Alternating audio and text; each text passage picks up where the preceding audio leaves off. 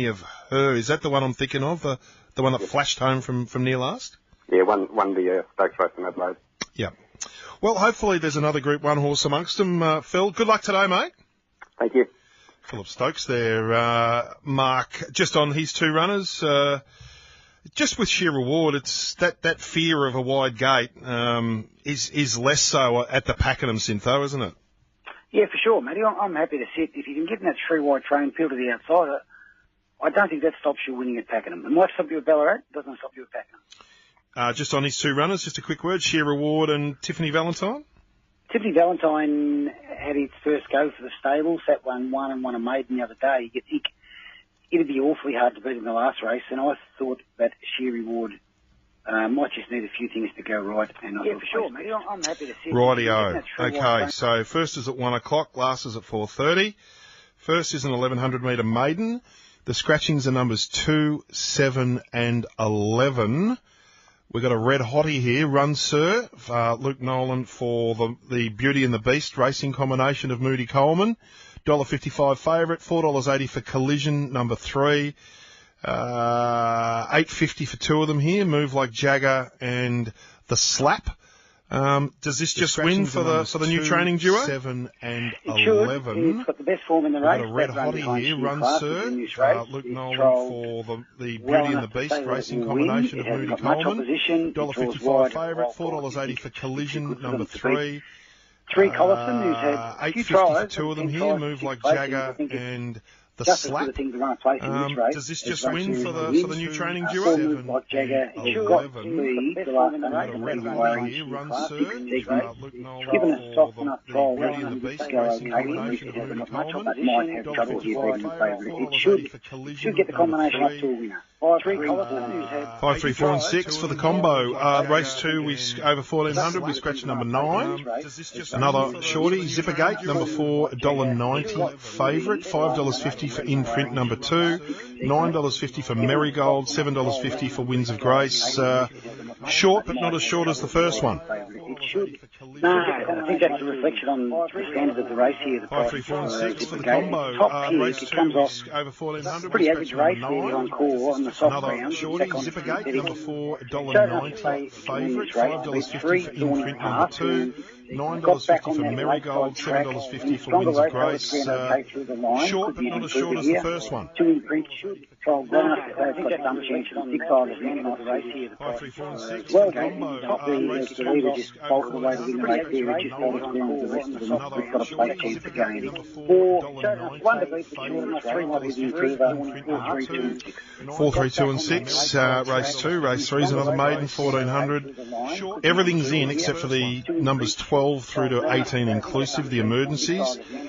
Snick, who was Adamo's best bet. Number 12 is $2.60 fixed odds favourite. $5.50 Irresistible Force, number 1. And Mr. Saxabeat, number 4. $9.50 for Mirroring, number 3. $7.50 for Sheer Reward. And everything else is double figures. Except for the numbers 12 through to 18 inclusive, the emergencies. Snick, who was Adamo's best bet. Number 12 is $2.60 fixed odds favourite. $5.50 Irresistible Force, number 1. And Mr. Saxabeat, number 4. $9.50 for Mirroring, number 3. $7.50 for Sheer Reward. And everything else is double figures. Except for the numbers 12 through to 18 inclusive, the emergencies. Snick, who was Adamo's best bet. Number 12 is $2.60 fixed odds favourite. $5.50 12, 10, 1 and 4. Race 4 is a 1600 metre maiden. The scratchings are 6. There's a late one here, number 11 and a late one, 12, and also number 14. So the overall scratchings are 6, 11, 12 and 14. $2.70 fixed odds favourite is number 10, the Red Line. $3.70 Dynamic Deal, number 4. $5 Coral Emperor, number 3. $9 Briefs in Manhattan, number 1. $10 for Laurie Blue. So this one, Razor Warrior, number 5. $5.50. 11, 12 another one and for 14. number 10 Red Line. $2.70 fixed odds favourite is number 10, the Red Line. $3.70 Dynamic Deal, number 4. Ran pretty well. $5 Corey for number 3, $9. Probably another one I've spoken about to get in that 3-wide train. Number 1. I think there are 2 hard $10 for Laurie Blue. So Razor Warrior number 5, $5. Draws gate 1, just for Mark, number 10, go forward. You think would have a tactical advantage over the red line at some stage. I think it's beyond the danger in the race.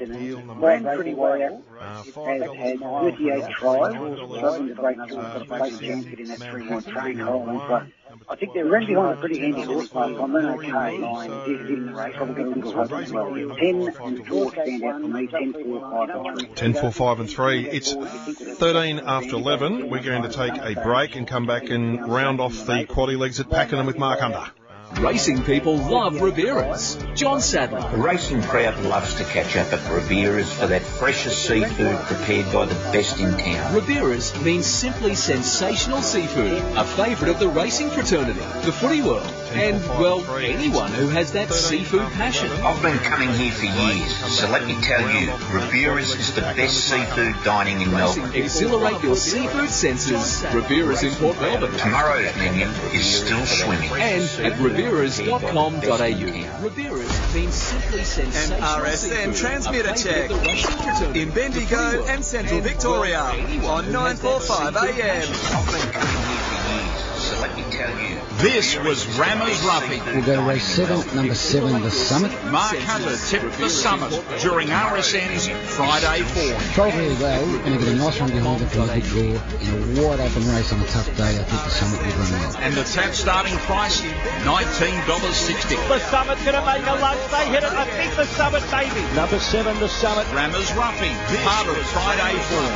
7 a.m. Fridays on RSN's Breakfast with Harp. Thanks to Kia. Friday form. Looking for a career in the smash repair industry? Sheen Panel Service is looking for managers and panel technicians to join our 26 stores across Victoria. Work for a supportive family business with over 50 years industry experience, with career progression opportunities and a competitive salary.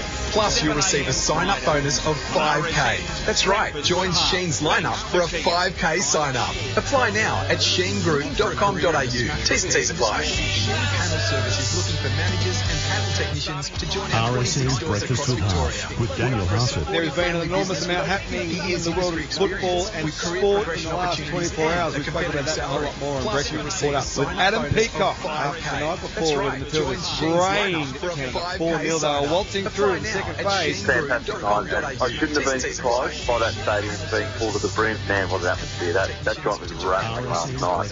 The manner in which they were able to capitalise on their opportunity was beyond expectations. A 4-0 win was definitely beyond expectations. Tom Harley joined us, the CEO of the Swans, after Buddy Franklin announced his retirement effective immediately from the AFL, and I asked him whether or not $10 million was the best money the Swans ever given. Without a doubt. I mean, his on-field performance, the way he was able to contribute to the very end of his 9-year contract, and then extend into a 10th year, he goes knowing that he's exhausted everything physically and mentally, and then also off the field making such an enormous impact to the growth of the game, which will be an enduring legacy for Lamb. Wednesday's going to be an absolute for you guys. That Smith not retiring, but he's going to join us from the Cats, full-time Premiership superstar, Norm Smith medalist, and Hamish McLaughlin. Got a great new talk series out. Let's talk. I'll chat to him about that and a whole lot more coming up Wednesday morning. RSN's Breakfast with Harp.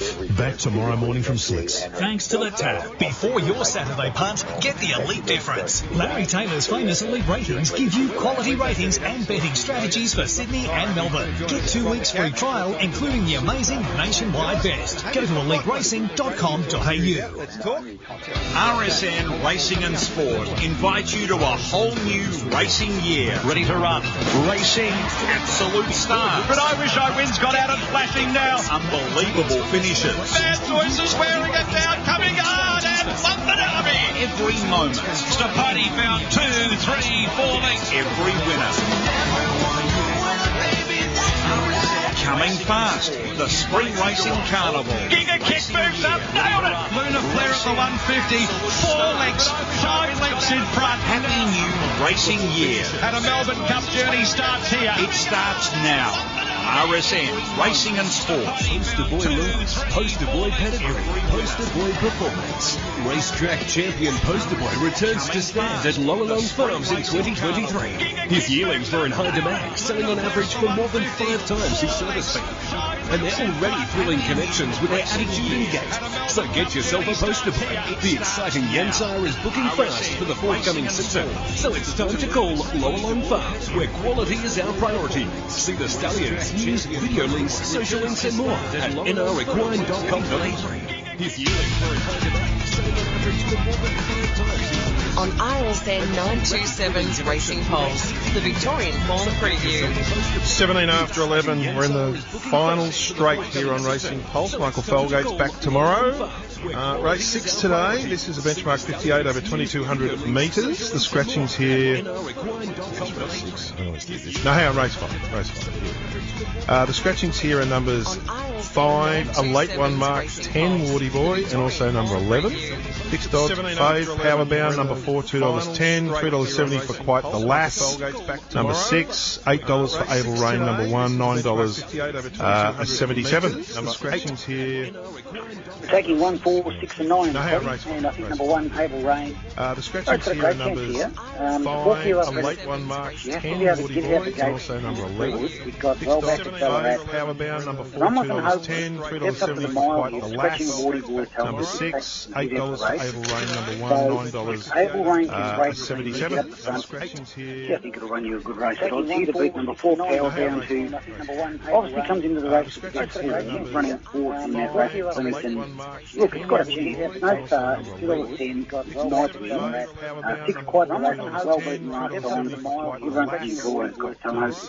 And the other good value chance here is number 9, Field Series. There's 3 backs from the he's dead set, ready to fire. He's here to beat number 40. The 2 value hopes are 1 and 9. The numbers are 1, 4, 6 and 9. 1, 4, 6 and 9, and we'll revisit that when we have a quaddie chat as well. The 6th race is a 2,200 metre 58. The scratchings are 4 and 10. Pretty open. $3.60 for Raid the Bar, number 1. Number 2, True Grit, $4.60. 3 Bossanova Ladders at $5 for Veggie. $5.50 for Redivo, number 6. 5 Havisham, $8.50. Asternishing, who's one of your little horses. I always a bit interested when you find Asternishing. I wonder if today might be one of those days. 7 at $8. And then a couple other roughies. Are you in his corner today? A little bit of Asternishing or not? Number 2, True Grit, $4.60. 3 Bossanova Ladders at $5 for Veggie. $5.50 for Redivo, number 6. 5 Havisham, $8.50. Asternishing, who's one of your little horses. I always a bit interested when you find Asternishing. If today might be one of those days. 7 at $8. And then a couple other roughies. Are you in his corner today? A little bit of Asternishing or not? Number 2, True Grit, $4.60. 3 Bossanova Ladders at $5 for Veggie. He didn't do a lot, maybe getting any trip rated. 2 True Grit, he didn't sit at the ready racing, it's really cheap on the 24, just had to run 2,200 metres. You're going in the quaddie, numbers are 1, 7, 3 and 2, 1 and 7 on main one. Yep. I had something on Asternishing last start. Gee, this looks suitable. Race 7, 1,000 metre benchmark 58. Scratchings are 7 and 11.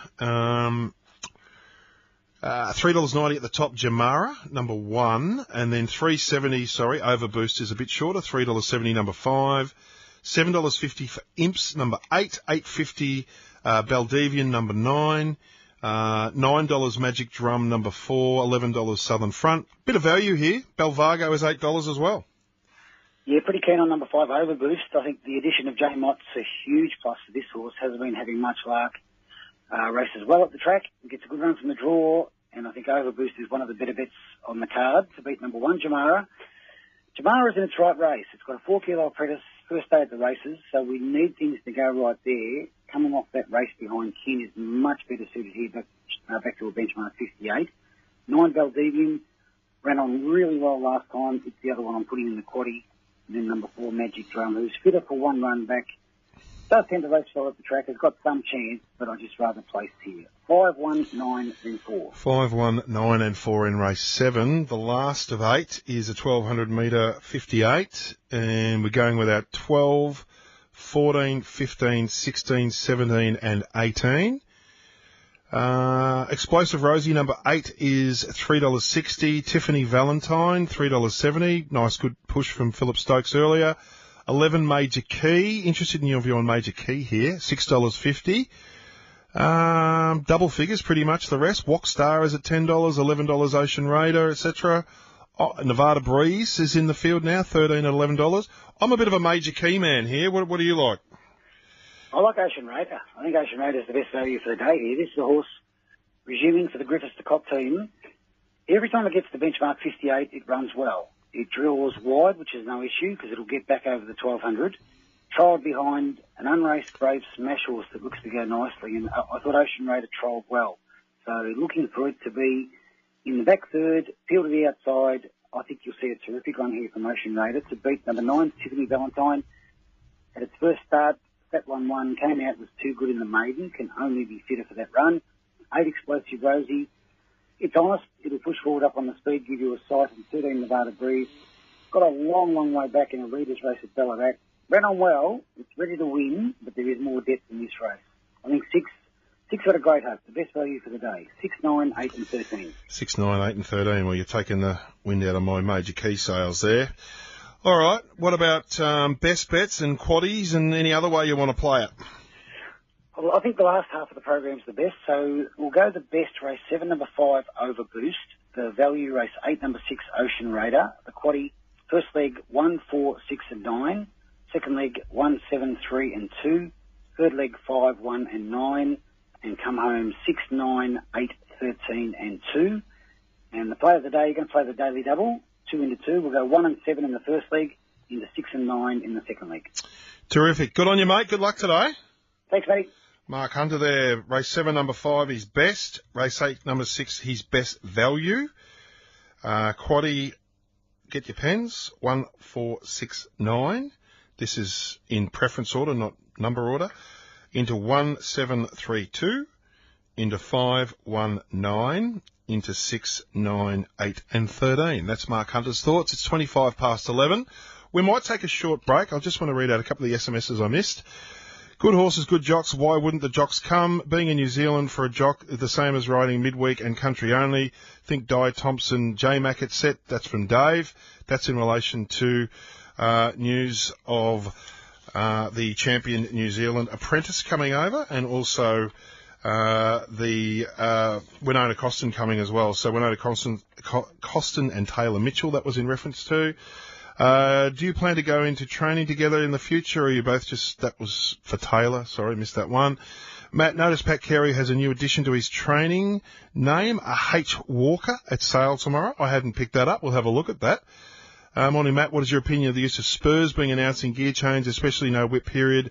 What are your thoughts? I know a lot of jockeys don't like lengthening their stirrups, but the addition of spurs can cause the reverse.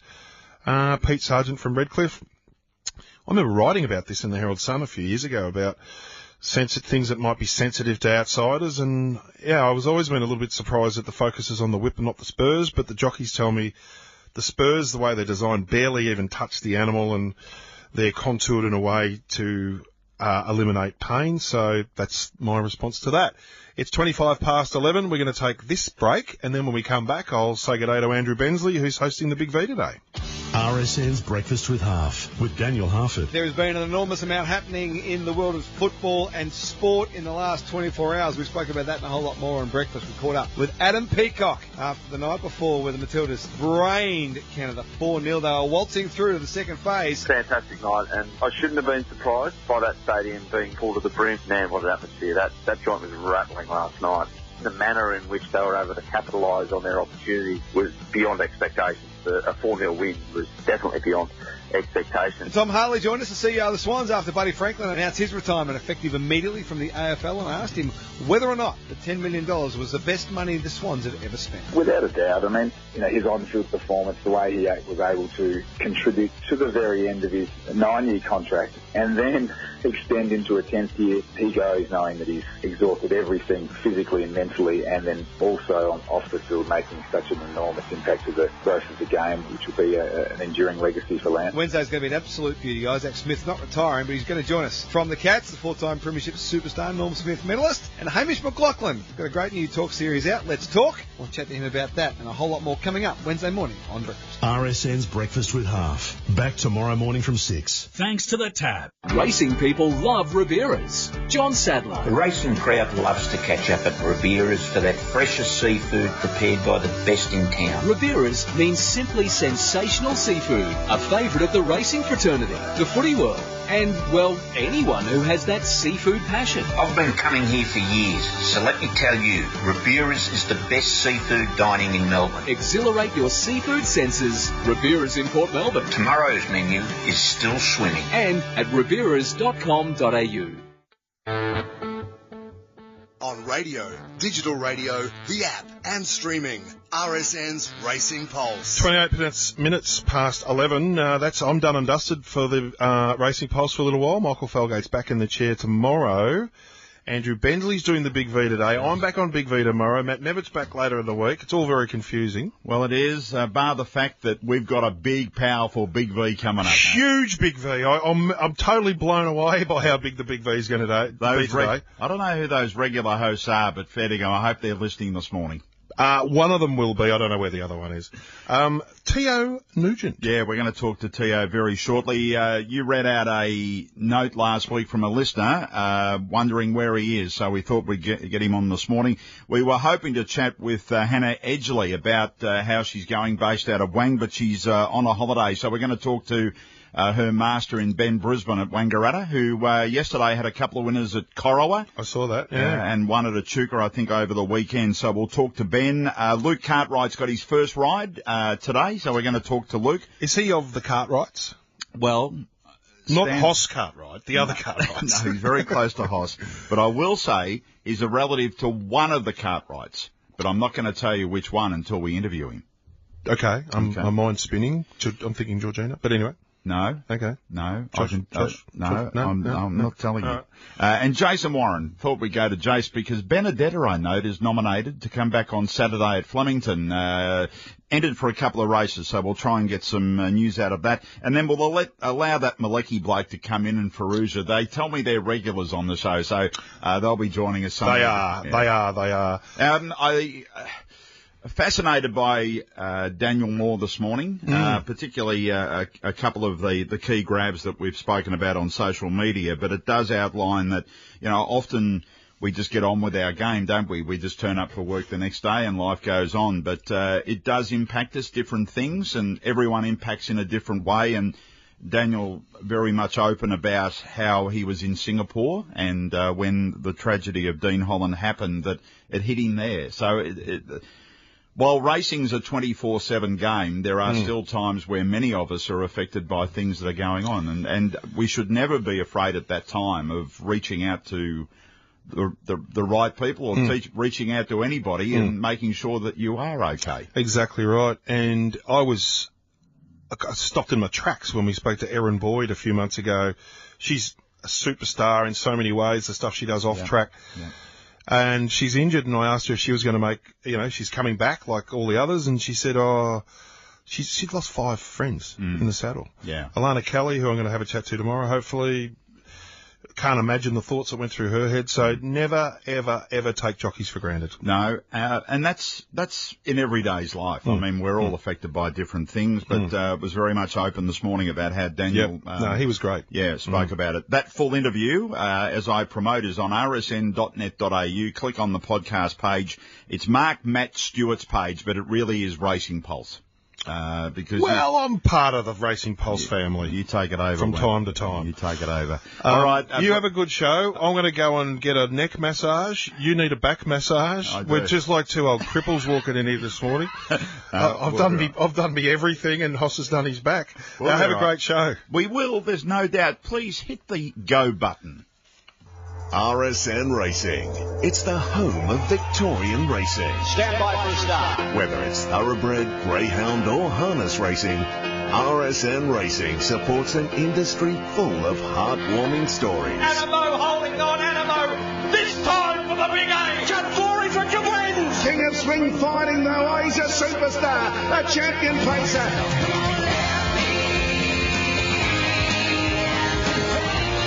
For the next 90 minutes, RSN brings you the latest news, tips, and unique racing tales. Yanks are backing away. This is Big V Racing.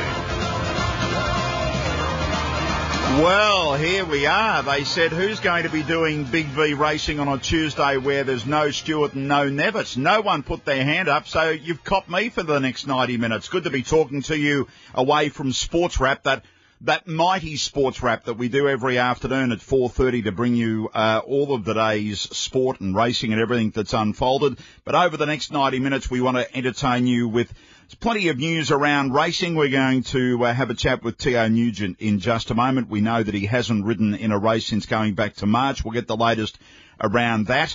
But we've also got a jockey today who's riding for the first time. Luke Cartwright is off to Pakenham to ride in one race, his first ride in a tab race. We're going to talk to Luke through the program.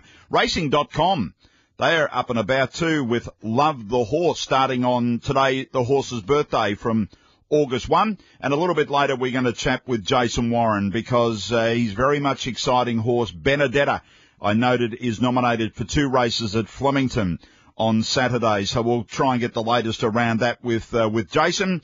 And on this horse's birthday, I've been trying to think all morning, how can we get a horse to talk to us? You know, just a couple of neighs or something. We might find a neigh if we can. Anyway, we're going to be entertaining you, as I say, over the next 90 minutes. It was a changing day for T.O. Nugent going back to the middle part of March when he was in a bad fall at the Valley. And he, of course, fell off Fluorescent Star. And just late last week, we received a text message from a listener wondering how T.O. Nugent is doing and what's he up to and how far away is he. So we thought we'd grab him on Big V Racing. Welcome, T.O. Morning, Andrew. How you going? I'm going all right, mate. I haven't done a show like this for a while, mate. So how you been? Yeah, no, we're going well.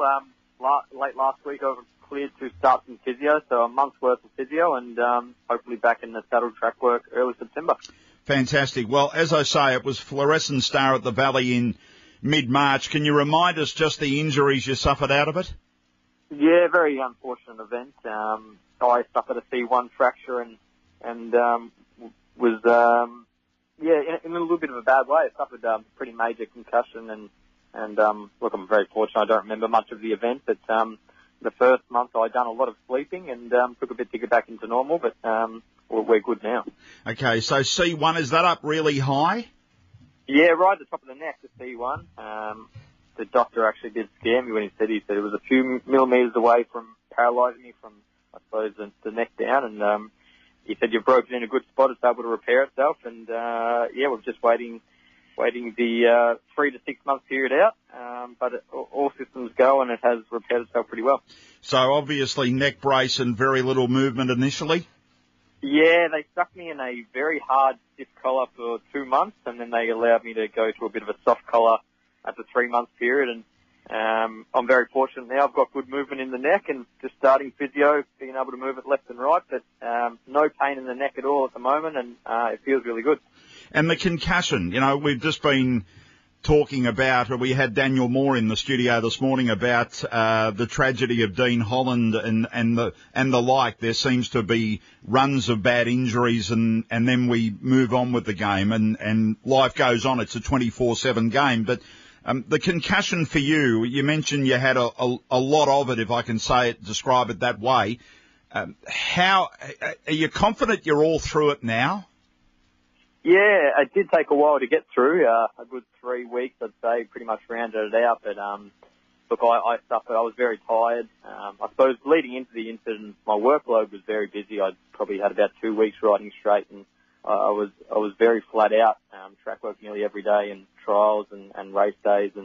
And so probably was riding a bit fatigued, you could say. And out on the racetrack, you need to be full aware, and I suppose the workload caught up to me, and down we come. But the concussion side of things, I was very tired. I slept a lot. I lost a lot of my memory, and for the 3 weeks, I couldn't remember a lot of things. I seemed to be repeating myself and probably annoying my partner, Claire. I'd say the silly things 3 times over, and she said, "You've told me that 1,000 times." But that was only my issues. I did sleep a lot and probably repeat myself a little bit too much.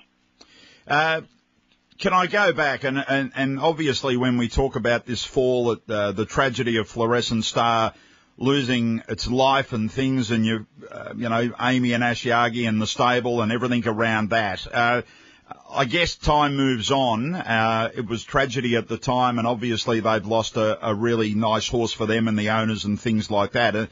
Do you go and talk to them once you realise what had happened? Once you slowly realise coming out of concussion, do you go and talk to them?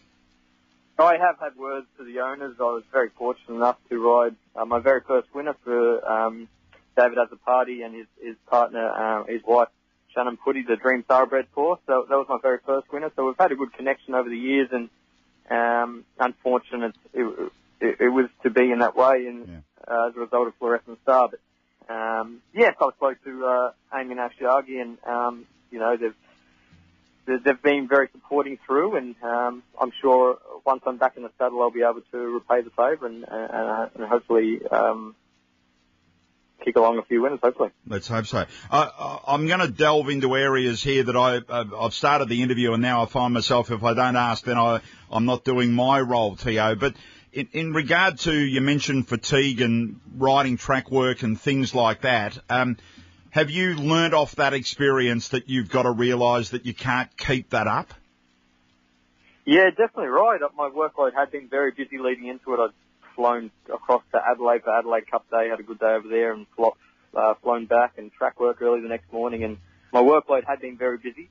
And yeah, I was probably just, you know, wasn't on my song that day. But look, I've learned very quickly. We'll just have to have a look at the workload and go from there. But it's very tricky when you are getting the support from great owners and trainers, and you've got the rides there that can present themselves and win. It's very hard to knock them down. But look, I've definitely went over the past couple of months. I'll manage my workload a bit better, and I'm sure we'll bounce straight back into it. So from this Saturday, we've got 10 race programs. We've got night racing about to come back in late September.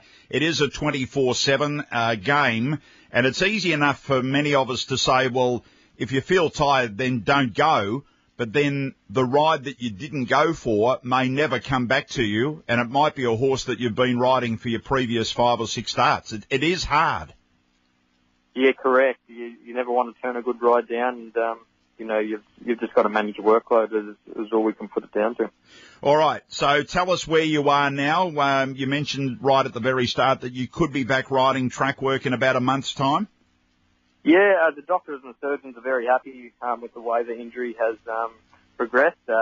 It's taken a little bit longer than what I first imagined. He did say anywhere from 3 to 6 months, and he said it may take up, you know, around the 5 to 6 month mark to get you back in the saddle. But I'm very happy with the way things are going. The healing's pretty much all healed now, and I'm able to start physio. And I head in again for another CT, final CT, hopefully start of September, and I'm pretty certain he'll allow me to start back track work. So I'm really looking forward to that, heading into Cranbourne and Pakenham and the tracks I head to. And yeah, hopefully, you know, 3 or 4 weeks of track work and back in the saddle. We're talking with T.O. Nugent on Big V Racing, heard on the RSN radio app and, of course, all around Victoria, wherever you might be. T.O., how bad have you missed riding? Oh, it's tough. I went to a function the other night. Rob Hickmont had his end-of-season owners and get together. It was really good. He had a big replay of all the winners he trained throughout the season. It was a very fitting night and hard to watch some of the winners I had rode.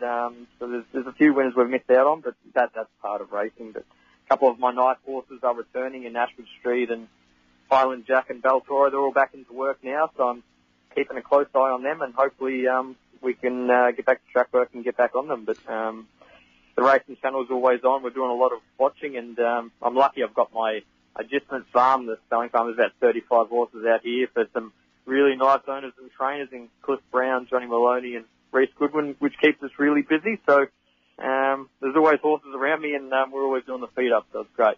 Where's that, Tia?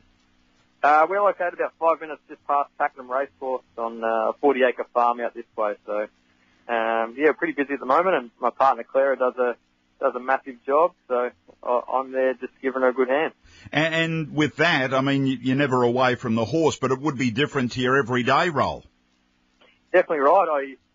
It escaped me how difficult it can be putting rugs on and off, and my partner Claire pretty much run the show when I was riding every day, but it's great to probably step back and give her a hand, and it's great to feed up and little things you pick up on that you may have forgot through the day-to-day racing. So it's very hands-on, and it's good to have the farm.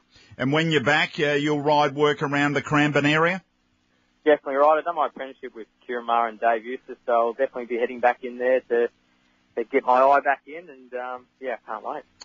Well, I'm glad that we made contact because there's a lot of positivity. Obviously, thinking of March, it's negative, but from what you're gauging now, Tio, then you're pressing forward, fatigue and that sort of thing is well and truly behind you, and getting a good surgeon's report late last week is just a good one going forward. So I thank you for joining us. We look forward to hearing you a bit more on RSN. You'll have to come into the studio and have a chat with Michael Felgate once you're back, but it's fantastic to hear from you. Definitely. No, lock that in. Sounds great, and thanks for having me on, Andrew. Good on you, Tio. Tio Nugent joining us there with the latest, and that's fantastic. If there's another jockey that you haven't heard from or they're out, and we forget them because life goes on in the game, but if you think of any other jockeys that you haven't heard from or about in recent times, then don't be afraid to text us. 0416 90 50 52. We always like to hear from our family of listeners who are so loyal to RSN Racing and Sport. They click on in the morning and they stay with us all through the day. So if there's any jockey that you haven't heard about, or maybe a horse, let us know. We'll try and chase it up for you across the different array of shows. 0416 90 50 52. And great to have a chat with Tio Nugent. They tell me it's break time. It's Big V Racing, 16 to 12. Big V Racing, brought to you by Same Race Multi on the Tab app. Combine multiple runners for bigger odds. What are you really gambling with?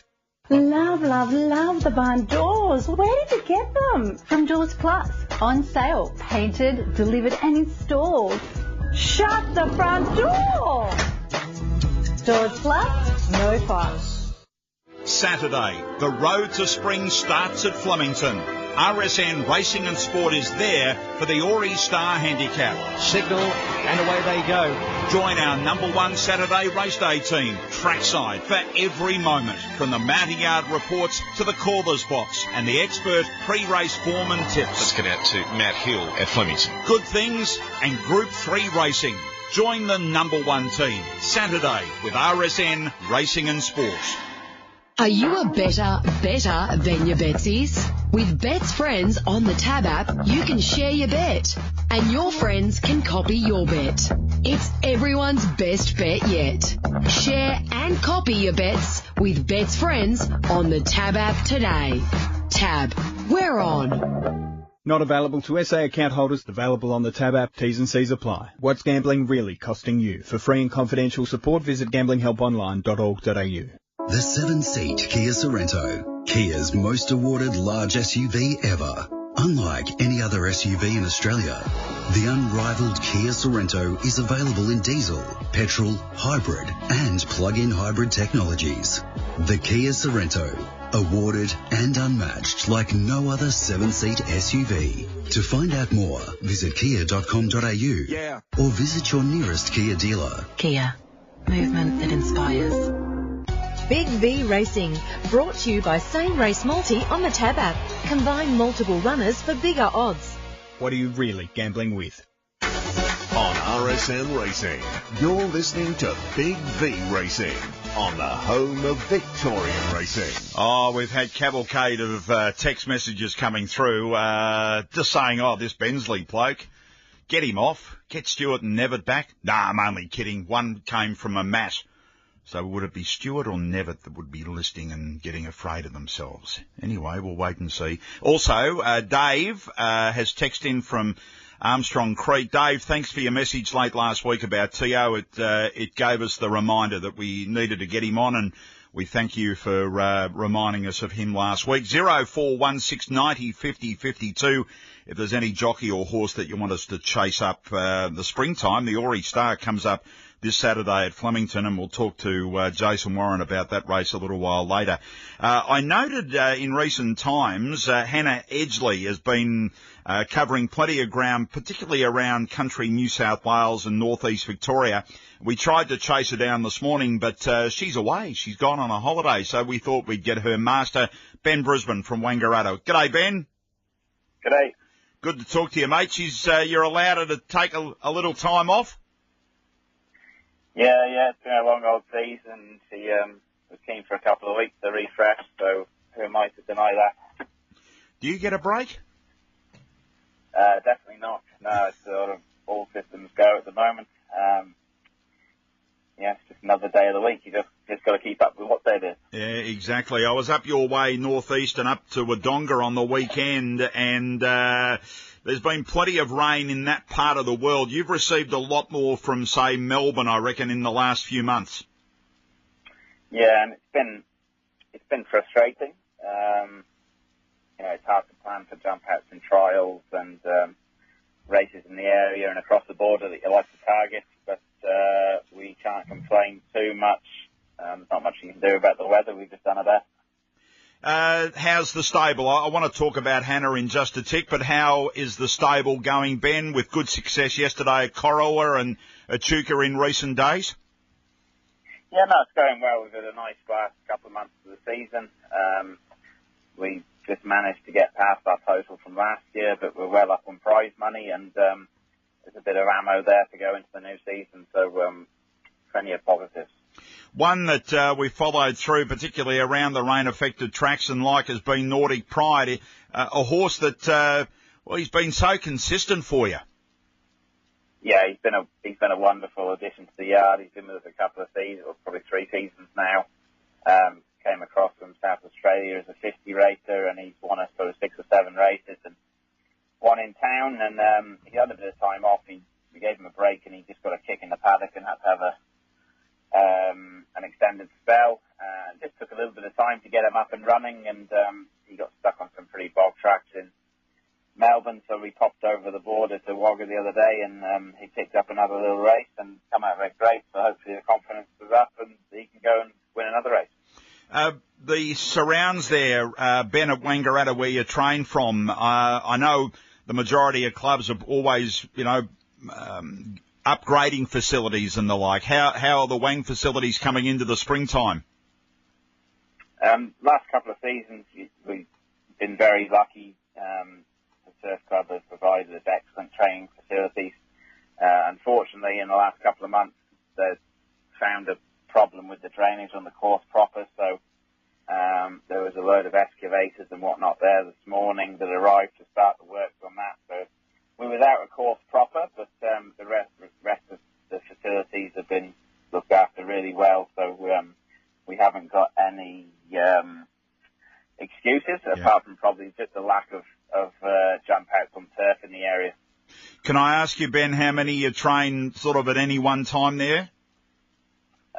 We're up around the sort of 50 mark now, so plenty of horses that we can match with the right work companions and get plenty of work into them.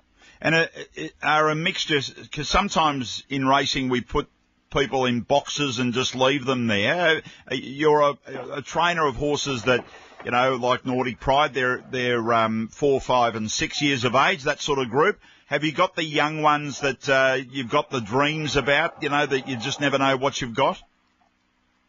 Yeah, well, I think we've done a really good job with our stayers in recent seasons, and this season we did have a group of younger horses that sort of go to war with, and we managed to get 4 2-year-old winners, individual 2-year-old winners out of that, so it's something that we're really happy about.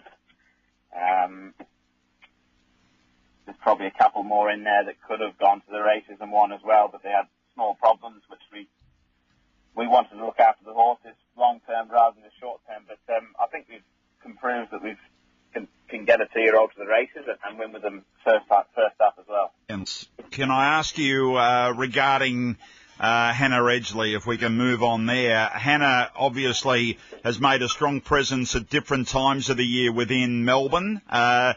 how has it been for her? I note in recent times, has it been harder for her to get those rides in town?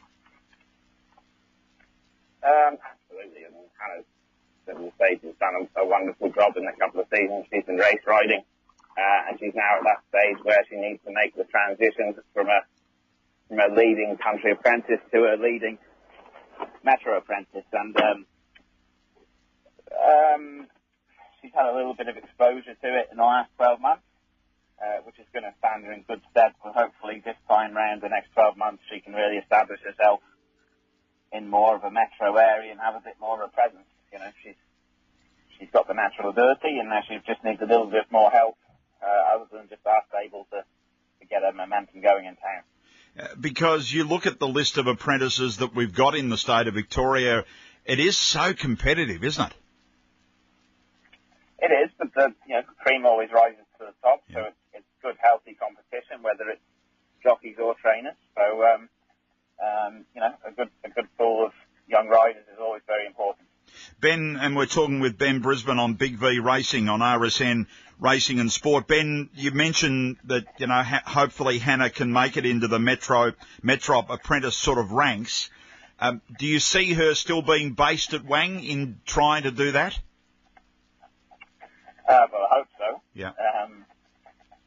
Obviously, our main interest is what's best for Hannah and what's going to give her the best opportunities in the next couple of years. We'll continue to support her as much as we can in the metro area, but we haven't obviously got the volume of horses as some of the even larger trainers. So if she's this season very much got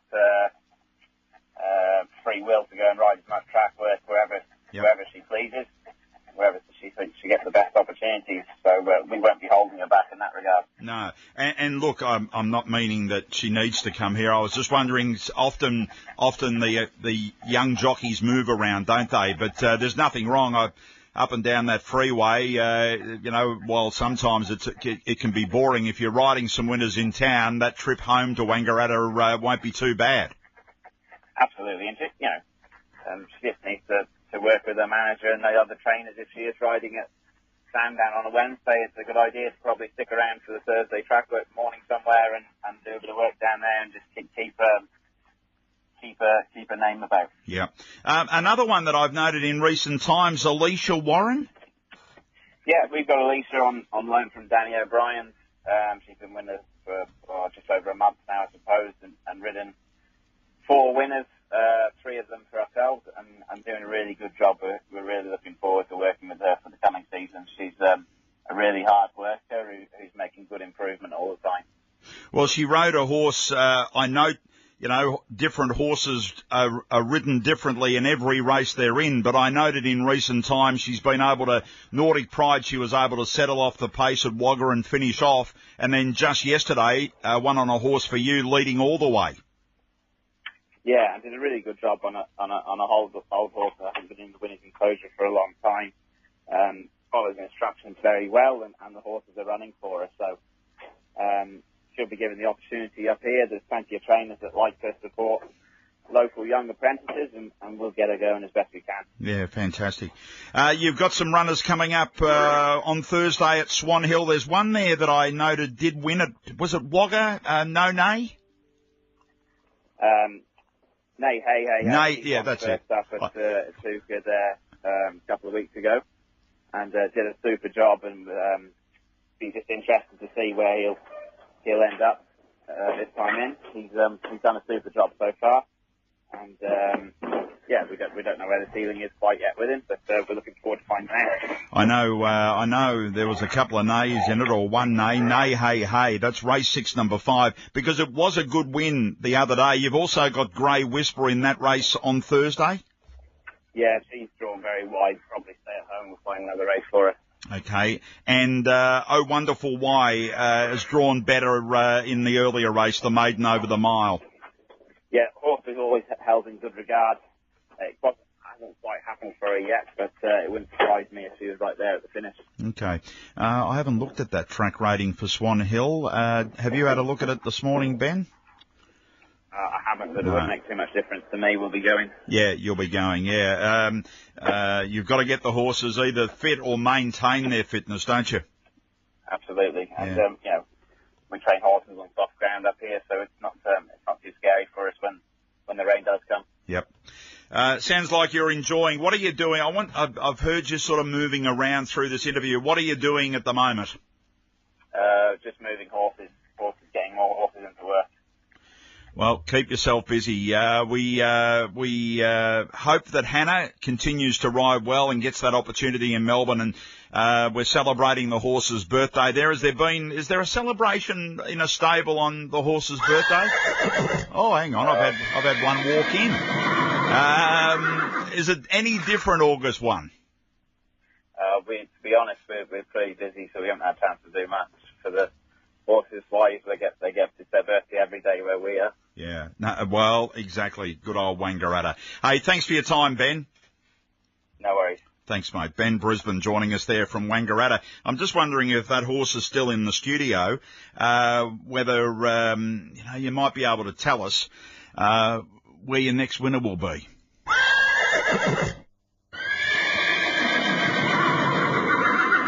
I reckon by the end of the show we might be able to get some info out of that horse. I reckon it was race 2 today at Pakenham, but we'll try and get a bit more on that through the show. The horse's birthday it is, August 1.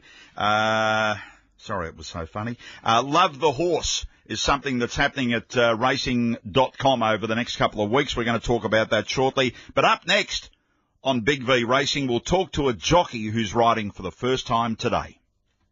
Big V Racing, brought to you by Same Race Multi on the Tab app. Combine multiple runners for bigger odds.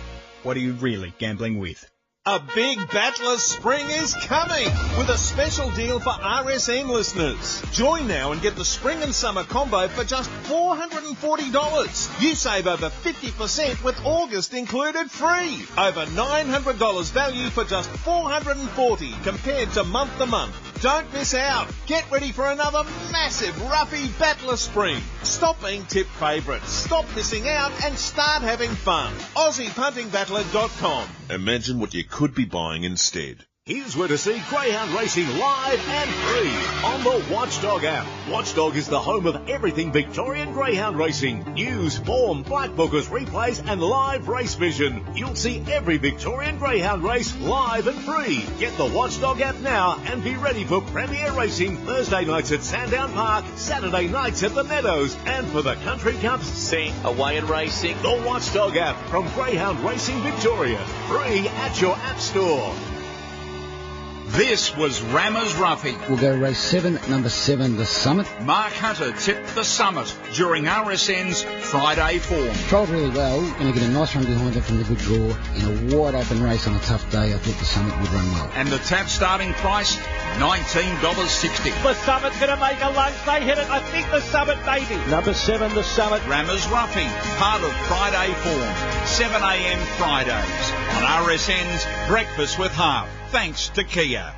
How great is that feeling when you get back on track? Fresh air, the smell of fresh grass, and then the first race begins. My name is Michael Kazilny, founder of MK Law. I've been helping Victorians get their lives back on track for over 30 years. Our winning team at MK Law help good people who make mistakes. If you or a loved one have been charged for a traffic or a criminal law matter, we can help. The team at MK Law will give you excellent and first-class court representation and help you get your life back on track. Call for your free first appointment.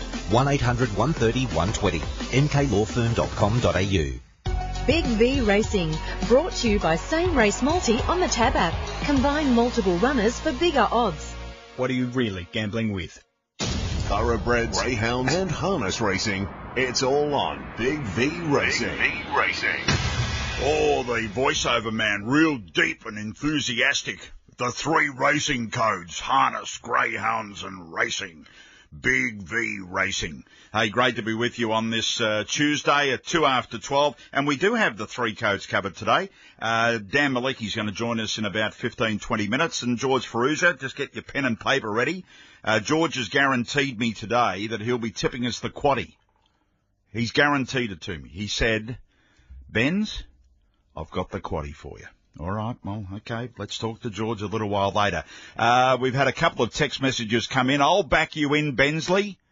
Yeah, there's a few out there that still remember me from the good old days. I liked Michael Poy, and see he's been back riding up in the Northern Territory. Maybe we can chase down Michael. And another one, Kelvin Sanderson, who used to ride at Caulfield, could be a good story. So there's a couple. We'd love to get your thoughts. 0416 90 50 52. What a big day it will be, hopefully. Well, it will be whatever happens for Luke Cartwright. He's going to Pakenham to take his first ride in a race. Luke, welcome to Big V Racing on RSN. Hello. How are you? I'm good. Call me Andrew. Yep. You a bit toey today? Yeah, very excited. No, it's a big day. I've been waiting for a while, so I'm very excited. Well, take us through the ride to this moment. I mean, how many years ago did you jump on a horse for the first time? It'd have to be 2 years ago when I was 15. Jumped on a horse down the beach that my cousin Ryan Bradley and brother Matt got me to hop on one down the beach. And I really haven't looked back since. And that instant love being on top of a horse, was that there, the way you've responded, yeah, gee, I love this? Yeah, it started off riding the couple horses a week, and then it expanded to 10 a week, and so on. But my love for the motorbikes was always there, but it was probably only to about maybe half to three-quarters into the first year I was riding. That's when I started to really love it. Started doing gallops, started doing my first set of jump outs, and yeah, that's what I really started to show a passion in the sport. So going through the process, tell us about the last couple of years. What have you done through Racing Vic and everything else around the apprentices school to get to today? So I tried out last year. There was, I think, about 56 applicants. We all tried out. We had to do a lot of testings, which was physical training. You had to do a test on the mechanical horse in front of Alf Matthews and Darren Gouch. We had to do quizzes, the general knowledge test. You had to get drug tested, and just whatever, if you were ticking all the boxes and they were happy with how you were riding, and we ended up getting shortlisted to the 10 best out of the 56. And 8 of us passed everything, and we got into the apprentice group. And away you went. It is a test, isn't it? Hey, can you remember one of the questions that you were asked in that quiz? Not really, because I probably didn't get any of the questions right. It was math. It probably wasn't my brightest point in school, but no, one of the questions. No, actually, I think it was a question. What's usually the fastest furlong in a 1200 metre race? Righto. I can't actually remember what I put down for it. Yeah. What do you think it is now, having had the experience? Probably. So if it's a 1200 metre race. First furlong, Mary. Yeah. First or second furlong. Yeah, that second one is probably because you're jumping out of barriers and then they're running, and then depends what sort of race it is too. You're riding it, isn't it? Yeah. Yeah. So Luke, the most asked question away from anything here is we've got a few Cartwrights out there riding. Are you in the families in any front? Yes. So my brother is riding today at Pakenham, Matt Cartwright. He's my brother. Yep.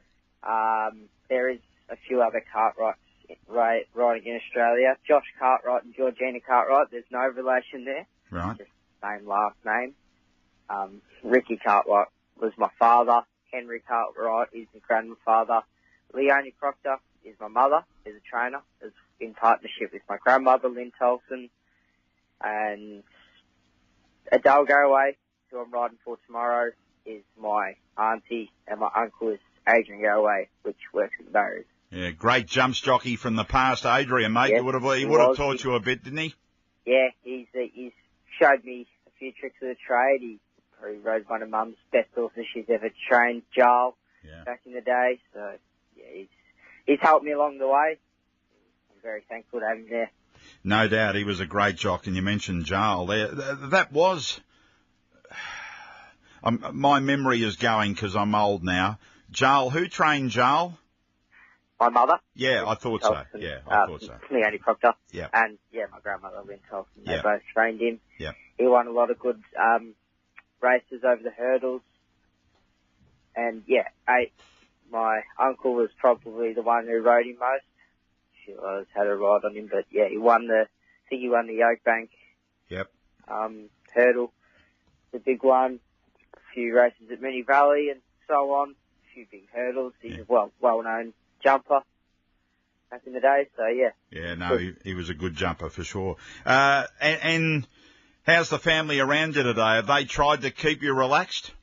Yeah, they tried to get me relaxed, but it was we had get a few gulps this morning and we're joking around. It's just good having my family there. Obviously, my mum and grandmother as my boss. It's just good to have a joke around with them, and my brother was there also, and we're just it's definitely a lot easier having family as like bosses, and my brother is a fellow jockey because they just talk to me about it, and we have a little joke along, but there's still a little bit of nerves there. Of course, it's my first ever race ride, but more excited than anything, and I just want to go out there and show everyone what I've got.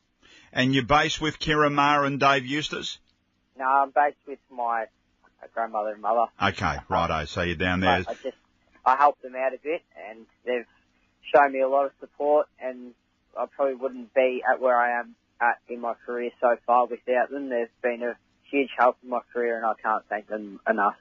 And the reason why I went there, Luke, without knowing that your mother was overseeing your career to this point, is that Kieran and Dave have had good success with apprentices in the last few weeks, with apprentices that have had victories in either their first or second ride. So let's hope it follows through today. I was speaking to Reece Murphy, and he said that he'd have fun set up for me. So we'll see how good of a judge he is today, and hopefully I'll give it a good enough ride to get the chocolates. You're riding Jamara. Have you spoken to either Kieran or Dave or anyone else around the stable about the chances today? Yeah, I spoke to Dave last night. He was happy with the chances. He said it's a winnable race. Just jump. Hopefully just get in behind the speed or within the first four. Just keep the horse balanced nice and smoothly, and then hopefully on straight and just go for it. Well, Luke, we wish you the best. The story that you've outlined to get to this stage in your first race ride, I can hear it in your voice. You just want it to be 4 o'clock now, don't you? Yeah, pretty much. I wish I was at the races now, but about now is the time I'll be able to get ready and go to the races. And it'll be, very exciting. There'll be a lot of people there watching, a lot of people watching at home on TV. So, I'm excited to show everyone what I got. Good luck to you, mate. Great to talk to you on RSN Racing and Sport, and we hope the name Luke Cartwright is one. Do you remember Hoss Cartwright? Hoss Cartwright? No, I don't. Oh, no. My nickname is Hoss. I've got Is that off a TV show? It is, Bonanza. Yeah, it is, because Luke Nolan, Trumpy, he used to call my dad the Hoss. Right. And he calls my brother Junior Hoss. And he calls me Junior Hoss. There you go. I do remember it now that you say that. Yeah, big Hoss Cartwright on Bonanza goes down. Damien Oliver nicknamed me Hoss many moons ago, and it went away, and now it's all come back again. But it's a good little nickname, and let's hope Junior can do the mail today. Well done to you, Luke. Good luck. Thanks for speaking to me, Andrew. Good on you, mate. Yeah, Luke Cartwright joining us there. You can hear it in his voice. Fantastic that he's heading to the races today. Jamara is his ride. It's race 7, number 1 for Kieran Ma and Dave Eustace, taking the 4 kilo claim. And let's hope Jamara and the experience for Luke is a really strong one. Racing.com's got plenty happening for the next couple of weeks regarding Love the Horse and, one of their leading producers. In fact, hang on, let me just say what she told me to say. The best producer at Racing.com is Catherine Henderson. Welcome, Catherine. Thank you, Benza. How are you? Well, you're not going to deny it. Thank you for the very kind introduction. Now, we're talking nicknames. Catherine is the only one, and our Big V listening audience now, Catherine joins me every Tuesday on Sports Wrap. Later today she'll come on again. She is the only one in the world that has ever called me Benza. Catherine and I I don't think I'm the only one. Who else does? Lots of people at Sky called you Benza back in the day when we worked together, but I can switch to Hoss. No, I like Benza from you. I like Benza just from you, Catherine, because you're the only one. But no, it goes back to good times at Sky. All right, now let's get right into this at racing.com. Tell us about the next couple of weeks that people will be seeing this on the screens of .com. Sure. So Love the Horse is a campaign that we've been doing for a number of years, and it's one that we love doing and we get a huge amount of audience involvement with. So what we try to do over this period, which is now running from today until August the 13th, is create unique pieces of content, and these focus on many different aspects of horses and their care. Primarily these are looking at thoroughbreds, their lives pre and post racing, so a lot of off-the-track stories and that kind of thing. But we also look at completely different spheres to racing as well. For instance, we've done a story on a little girl who competes. She's 12 years old in mounted games. So she rides ponies at very high speed and has just competed in Europe representing Australia. And another story we've done is on an organisation which is based on equine-assisted therapy. So they help people with disabilities through connections with horses. We also did a piece out at Living Legends, so focusing on the past champions there, but regarding a boy who is 14 years old and non-verbal, and he visits the farm once a week, and it's just something that's so important to his life and his mum's life, who speaks so beautifully about Living Legends and the impact that the farm has made, and Andrew and the horses there. So there's a whole heap of different stories that we are covering, and then there'll be ones more familiar, horses which are more familiar to people. For instance, Jungle Edge, who was obviously a fan favourite, he's now at Equine Pathways, which helps riders with disabilities, and he's partnered up with a girl who is about 15 or 16 years old and lost her vision in a car accident. So she's been riding Jungle Edge, and they are going beautifully together, and he's the interim horse for her that she rides as she's striving to get in higher levels in equine and dressage, so para-equestrian. So he's her interim horse, but that's a really sensational piece. And we've done another one with Udita Clark and Rich Charm, who the listeners would remember as those two and their racetrack triumphs. He now lives at Udita's farm. He's just an amazing member of her family, really, and so they've got a really special bond.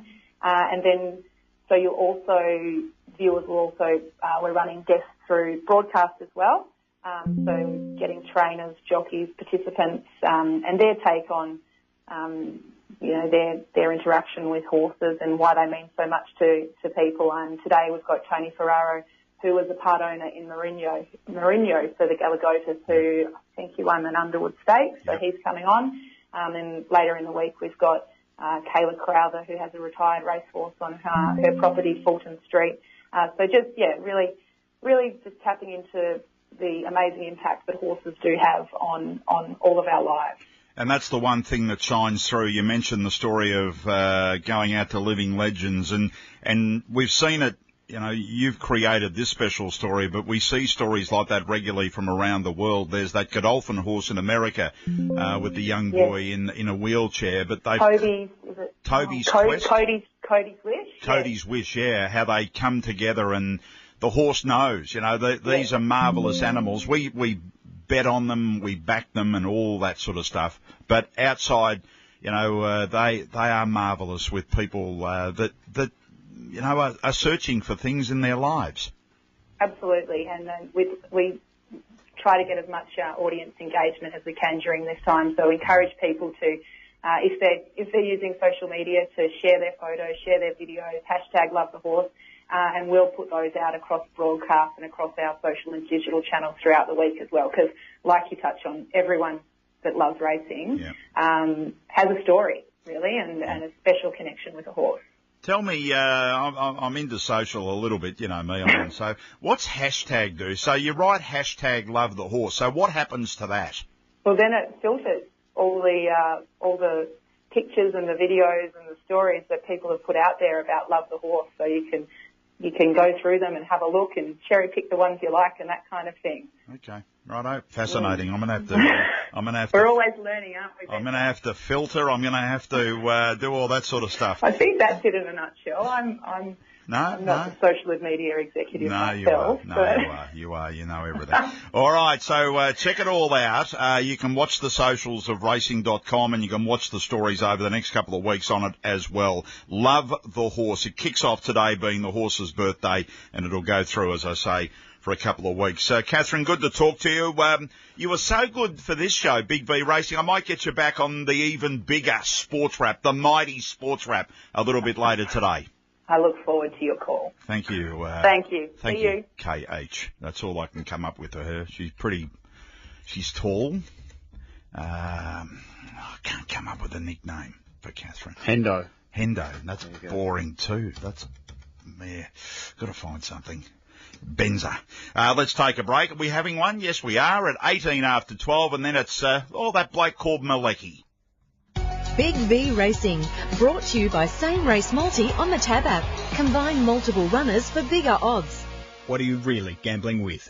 A big Battler's Spring is coming with a special deal for RSN listeners. Join now and get the Spring and Summer combo for just $440. You save over 50% with August included free. Over $900 value for just $440 compared to month to month. Don't miss out. Get ready for another massive Ruffy Battler Spring. Stop being tip favourites. Stop missing out and start having fun. AussiePuntingBattler.com. Imagine what you could be buying instead. Which rating service was independently voted #1 for performance? Elite Racing. Smashing all comers for 30 years. Go to eliteracing.com.au and get 2 weeks free trial. That's eliteracing.com.au. Racing people love Ribera's. John Sadler. The racing crowd loves to catch up at Ribera's for that freshest seafood prepared by the best in town. Ribera's means simply sensational seafood, a favourite of the racing fraternity, the footy world, and, well, anyone who has that seafood passion. I've been coming here for years, so let me tell you, Ribera's is the best seafood dining in Melbourne. Exhilarate your seafood senses. Ribera's in Port Melbourne. Tomorrow's menu is still swimming. And at riberas.com.au. To hear all of today's Australian racing, listen to RSN's Extra. That's on digital radio in Melbourne, on the RSN app, and streaming at rsn.net.au. Big V Racing, brought to you by Same Race Multi on the Tab app. Combine multiple runners for bigger odds. What are you really gambling with? Keeping pace with the latest Trots news. Welcome to Gate Speed.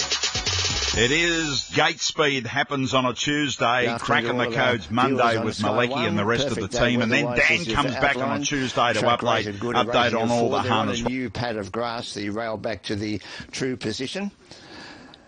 And there's only 3 horses to be positioned for the opening event. So Fun in Texas comes up.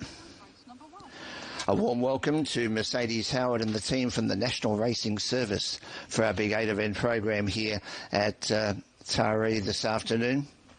So they're on that new pad of grass. The rail was out 3 the last meeting here, and that was when the meeting got called off after 5 with the very heavy rain we had. So a warm welcome to the team as we welcome in Gary Cleese and Melinda Turner from Thoroughbred Central. So I've only got 2 horses to be positioned for the first of 8 here at Taree. So Del Toro moves in, Fun in Texas, the last one to link up. Bernie Evans, our starter, ready to dispatch them for the opening event. The horse's birthday maiden plate. They stand well. Line set, souls are back, off and racing. Fun in Texas began well with Del Toro, Oakfield Macca and also the coat hanger. Michaela Weir on the coat hanger races straight to the front. Leads a length El Caballo second as they link up with the course proper. 2/3 Fun in Texas, followed by his First Lady on the inside. Oakfield Macca right behind it. Del Toro making ground on the length and a half. Havana Round next to last, and a half length last of all was All Too Rosy. At the 1100 metres, the coat hanger in its customary role leads 2.5 El Caballo second, 2 lengths third. Fun in Texas on the outside of his First Lady. A length and a half back to Oakfield Macca, midfield on the inside of Del Toro, followed by Havana Crown. A length to Criminal Art, who's spotting leader about 10 lengths. A half length last of all was All Too Rosy. Down the side of the track, they've left the 800 behind them. It's the coat hanger, a length and a quarter in front, nursed in the lead. Second was El Caballo, a length and a half third. His First Lady on the inside from Fun in Texas. Del Toro continuing to make ground. Oakfield Macca, and now Julia Pressett's on Criminal Art is now working around them, though, be it 3 wide. On the inside, Havana Crown, and back at the tail of the field was All Too Rosy. Around the home turn they swing. It's still the coat hanger in front, giving plenty of cheek. Leads a length and a half. El Caballo's in hot pursuit. Criminal Art is on the extreme outside, followed by his First Lady. But the coat hanger in front to the 100. It's full of running out by 2, El Caballo and Criminal Art. First out, first home. The coat hanger too good. Wins by 2, El Caballo second. Third, Criminal Art on the outside from either his First Lady or All Too Rosy. Behind those next was Havana Crown, followed by Fun in Texas, Oakfield Macca, and last of all was Del Toro. At $5.10 and $1.60 for Michaela Weir. First win for the 4-year-old mare by Seamus Award at start number 9, and a pace 5.10, 160. El Caballo second at $1.90. Criminal Art will be third at $1.70. Tied for fourth, certainly 9 though is prominent. To my eye, his First Lady. To race number 1 of Taree's 8-race card this afternoon. Hobart second is upon us in under 60 seconds with the late scratching of Slower Than Pop number 5. Favourite Crypto Model number 6 has 2 vacant boxes inside of it. The first race at 5:34. And as Dan said, there's 9 races there. You mentioned a few of those horses with the Tab Eureka. Bring our listeners up to date on this race that's being run in Tasmania on the weekend, because there's the winner can get a start in the Eureka. Yeah, well, the Tasmanian Harness Racing Club have got a slot, so they've got their own race. It's called the Bow Tide, so it's named after the multiple Inter-Dominion winner and arguably Tasmania's best pacer, certainly in recent years.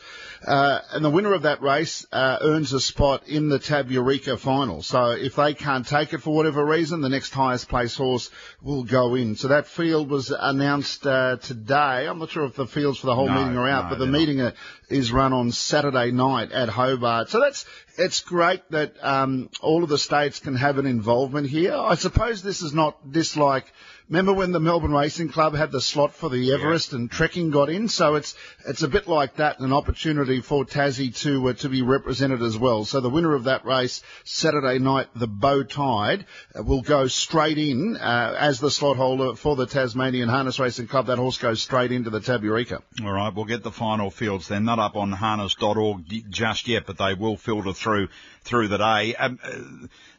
It'll be interesting when we see the final makeup, unless you've got it down, but when we see it, just how many interstaters have taken the opportunity of going there.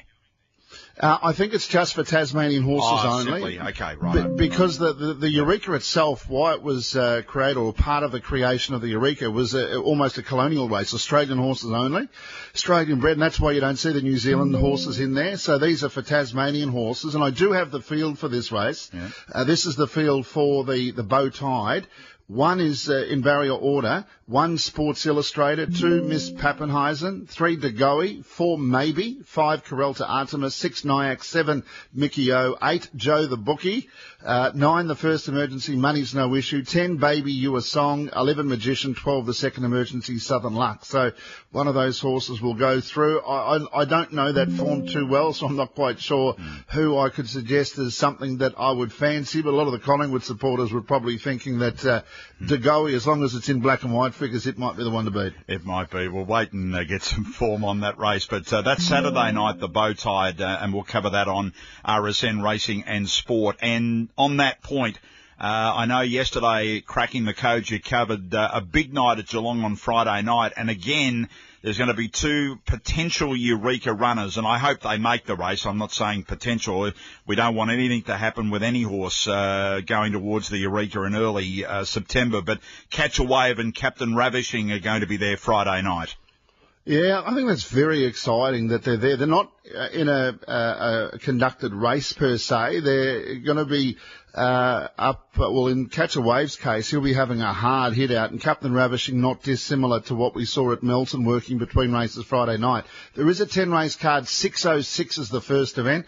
Talking with Joanna Zavatanos from Team Zav yesterday on Cracking the Codes. They've organised a wonderful night. Opportunity of a $25,000 prize to be part of Team Zav on the night at Menangle, virtually as the co-owner, slot holder, and enjoying the festivities, accommodation, everything involved. So you can win that Friday night. Captain Ravishing is the horse that Team Zav have as a slot holder. So Captain Ravishing will work out between races, and separate to that, Catch a Wave will have a really serious hit out. He would either have run in that our Maestro free-for-all on the Saturday night or have a hard hit out. And Mac Dan, the Emma Stewart trained Grand Circuit horse, Mac Dan will be coming out to go toe-to-toe with Catch a Wave, and they could run some really serious time.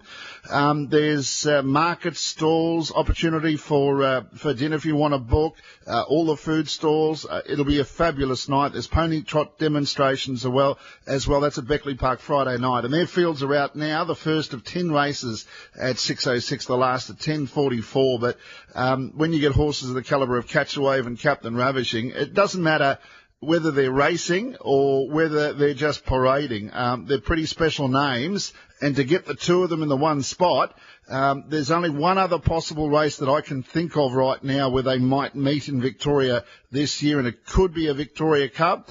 But if you want to see them both at the one venue, go there Friday night at Beckley Park and just see how they're progressing before that massive assignment on the 2nd of September in Sydney. Can't wait for September 2 for sure. Now, tell us about this Marshall bloke. Is he hovering for a Marshall? Yeah, well, I don't know. I think the rest of them might be, because the way he's going, you know the old saying, you touch someone for good luck. I think so with Kyle, because he's got a team of horses at Cranbourne, and he's really settled in very well. Between two of his stars, one is a 3-year-old called Son of Mac. He's top quality. We're talking A-grade here. We're talking Group 1 horse, and he's already got form of that level in New Zealand. He has been outstanding in his 4 wins in Australia. Top notch. He won at Melton on Friday night, Son of Mac, and he's just going to get to the top grade. There's just no doubt about it. And there's a 2-year-old called Smokin' Ace who made it 4 from 4 at Ballarat on Saturday night. He also was destined for the top level. So between those two runners, they've won, they're unbeaten in 8 races in Australia. That's Smokin' Ace and Son of Mac, and particularly Son of Mac. He's, I don't know where he's going to head. I'd suggest Derby, because he's only a 3-year-old, Derby in Victoria, but anything he is aimed towards, he will be a key factor. He's a top-notch horse, and good to see Kyle settling in so well. And the Cranbourne Harness Racing Training Centre as well, they've put a lot of time and effort into getting trainers to relocate first of all and settle in and build the facilities that they've got there at the moment. They're building new stables at Cranbourne, and that's why they're not racing there at the moment. So it'll be a state-of-the-art training complex, if indeed it's not already in part, because just on the back of the racetrack is, of course, the galloping setup and training track at the moment. So it will be elite facilities, and right now I think they've got an elite trainer, driver in Kyle Marshall, because he's got some top-quality horses there. 3 and 2-year-old there as you've gone through. Okay, so on the harness front in Victoria, we're off to Shepparton tonight. Rob Orb is going to be calling there. Then we've got Hamilton tomorrow afternoon, then Bendigo tomorrow night. Thursday, it's Kilmore and night meeting. Friday, Geelong, of course, as we've spoken about. And Saturday night, the regular card at Melton there. Looking forward to a number of those races, particularly that free-for-all. Now, Dan, what's your week entail for the rest of it? What have you got on this week? Well, my weeks always get busier, it seems, towards the end of the week, so I'm preparing for Geelong Friday night to call and Saturday night, and a couple of radio shows that I'm involved with on Thursday, Friday and Saturday. So the focus starts now because of the fields coming out. They're virtually coming out while we were talking on air, so a number of replays, number of colours to learn. But I do enjoy that, I must admit. And looking at first glance at the fields for Saturday night at Melton, it's one of the better, it's probably the best city meeting we've had in a few months. So with not just at our Maestro free-for-all, but I'm looking at the $40,000 Alabar Victory Platinum Mares Sprint Championship, and that's a ripper race as well, with a couple of unbeaten horses from the Emma Stewart. Well, one unbeaten, what a delight, but Star Celebrity has got a picket fence next to her name. So that's a really good program. So I'm excited by that. So I've ended up having a sickie on Saturday. It's not by design, I can tell you. No, exactly. You just keep working, even if I'm sitting here like I've got a shocking back. I was meant to be at the osteos right now getting a treatment, but, you know, I just carry everybody, you know, what you're like, Dan, you know, you just carry your heart's people. With your work. Exactly. Yeah, I do. You absolutely, you deserve a good massage. There's no doubt about that. No, I do. But anyway, we'll put that off to tomorrow. Don't worry about me just wandering around. Hardly can walk. Anyway. I'll make mention of the 1,200 metre races. Emphasis on 1,200 metre races on a few Wednesday nights coming up from tomorrow week onwards. There's 3 Wednesday nights in a row. Yep. So a big focus from Harness Racing Victoria's point of view. I guess it's a point of difference, the 1,200 metre race. They seem to be far more open, and you'll see about 5 races each Wednesday night over the course of the next few weeks too. So you'll hear a bit more of a major push about those. They're varying in classes, and we'll see how they go. There's been enough of them on the Saturday nights over a period of time now where there's a bit of form exposed, but you might hear a little bit more about that over the coming weeks as well. Good on you, Dan. Good to talk to you on Gate Speed. We'll hear from you as the week goes on. Thank you very much, Andrew. Enjoy your day. Dan Malecki joining us there with the latest in harness racing. Keep an eye on the fields too, harness.org.au, particularly around that race, the Bow Tide, to be run at Hobart on Saturday night. Still to come, we're going to update on the very classy Benedetta and George Ferrugia. He's guaranteed me he'll be tipping the quaddie when he comes on air in the next 25 minutes.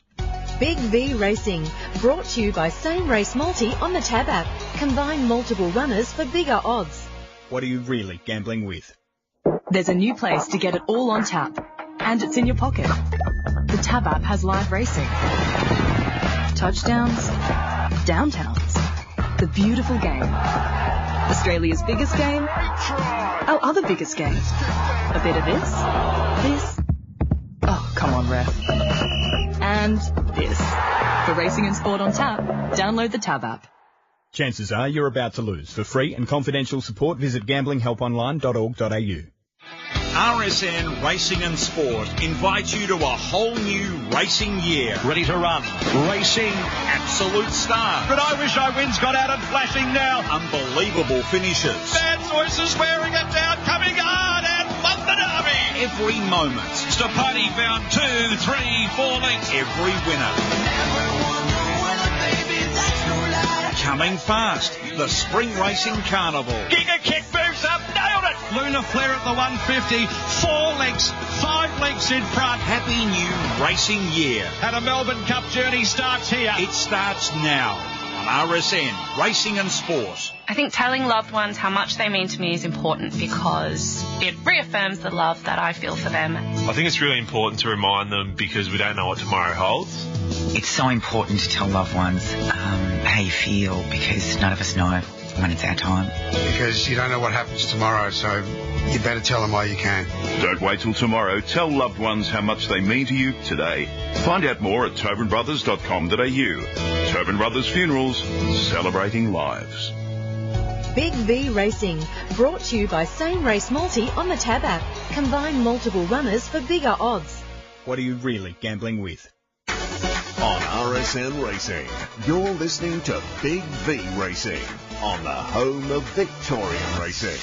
Yes, RSN Racing and Sport, wherever you might be listening via the RSN radio app or on our many signals around Victoria. Oh, you might be interstate. Good to have you on Big V Racing. John Henry's going to be with us with Harry White right through the afternoon looking at Pakenham today. That first race is due at 1 o'clock. Let's have a chat. They've allowed me on air for Big V, so they've allowed me to say, hey, let's talk to some of your good friends, and one that I haven't chatted to for ages is Jason Warren. How are you, Jace? Hey, Andrew. How are you, mate? Very well, mate. How you been? Yeah, well, thank you. You got through winter or getting through winter okay?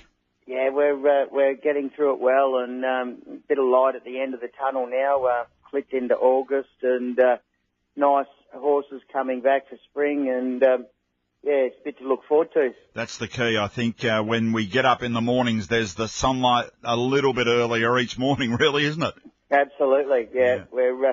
Our stable don't start as early as most, but it's still hard to get up on those cold mornings, that's for sure. Yeah, for sure. Just on that, I'll ask the obvious then. What time do you start, and is that really to help your staff?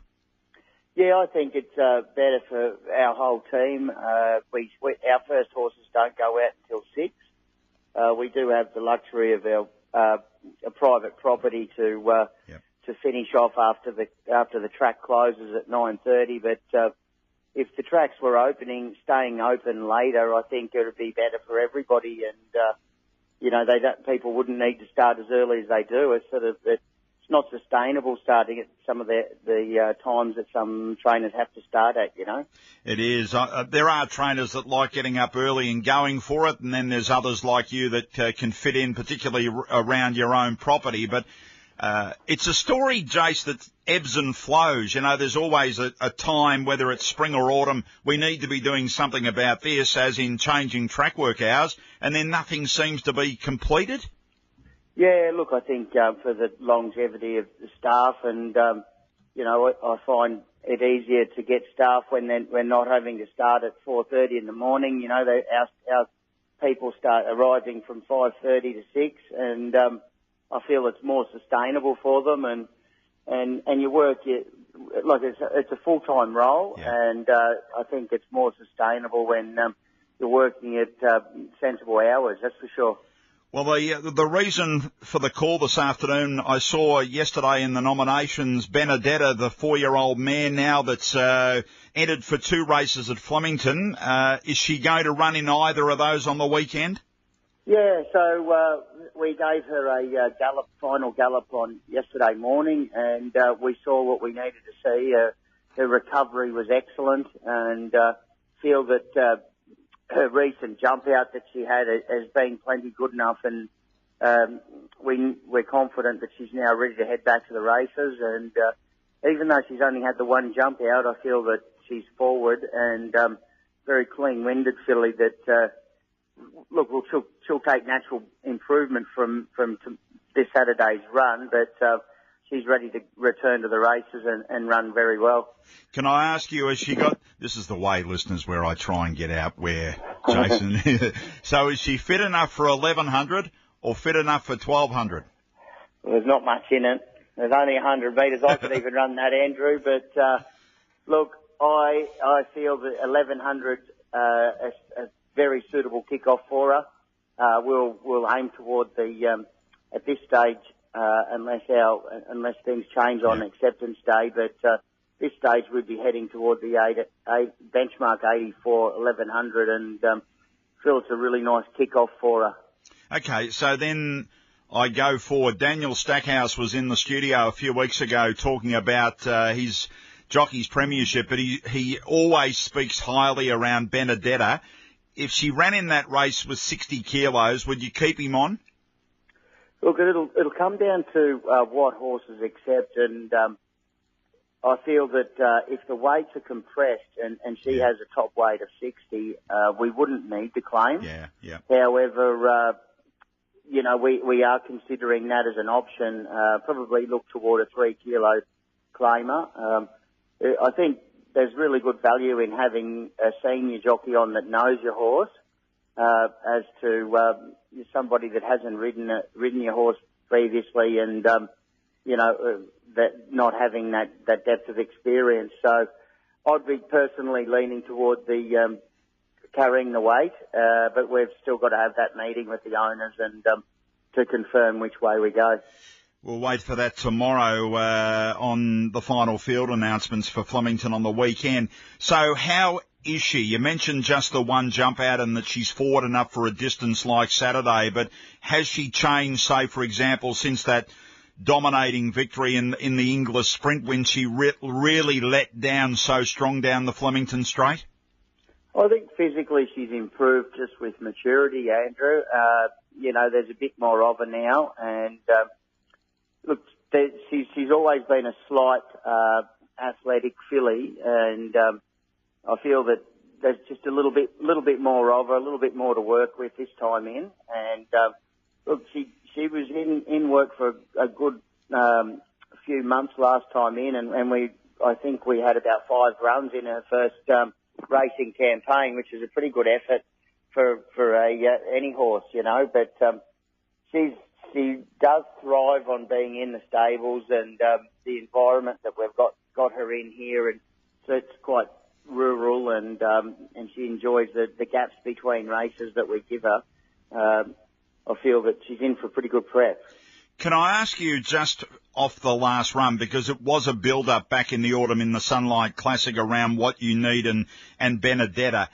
In running third, there's disappointment that obviously she didn't win, but were you that disappointed knowing that just the preparation that she'd had? I wasn't disappointed at all, and I don't think the horse lost any admirers that day.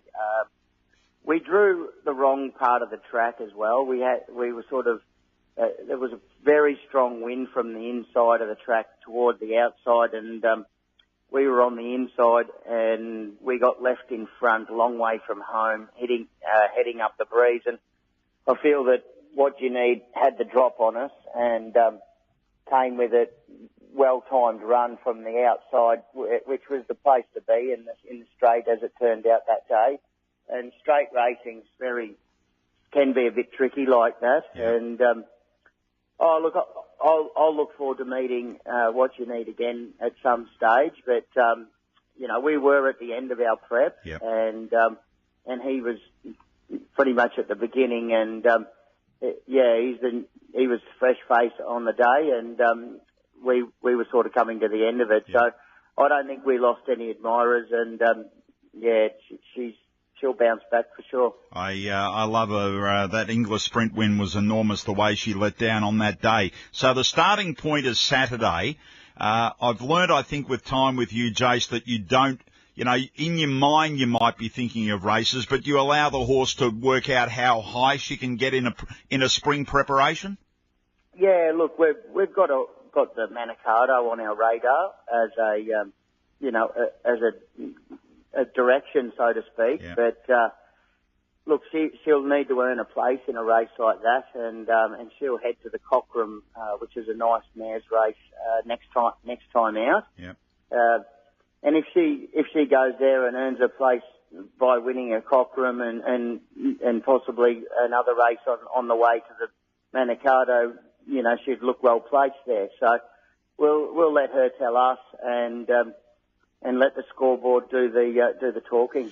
All right, we get the final fields out tomorrow with Benedetta. We'll wait and see on confirmation of which race and what you do with the jockey. Just before I let you go, tomorrow we're at Sale, and the 7-year-old, as of today, It's True, running really well. You're going back to Sale.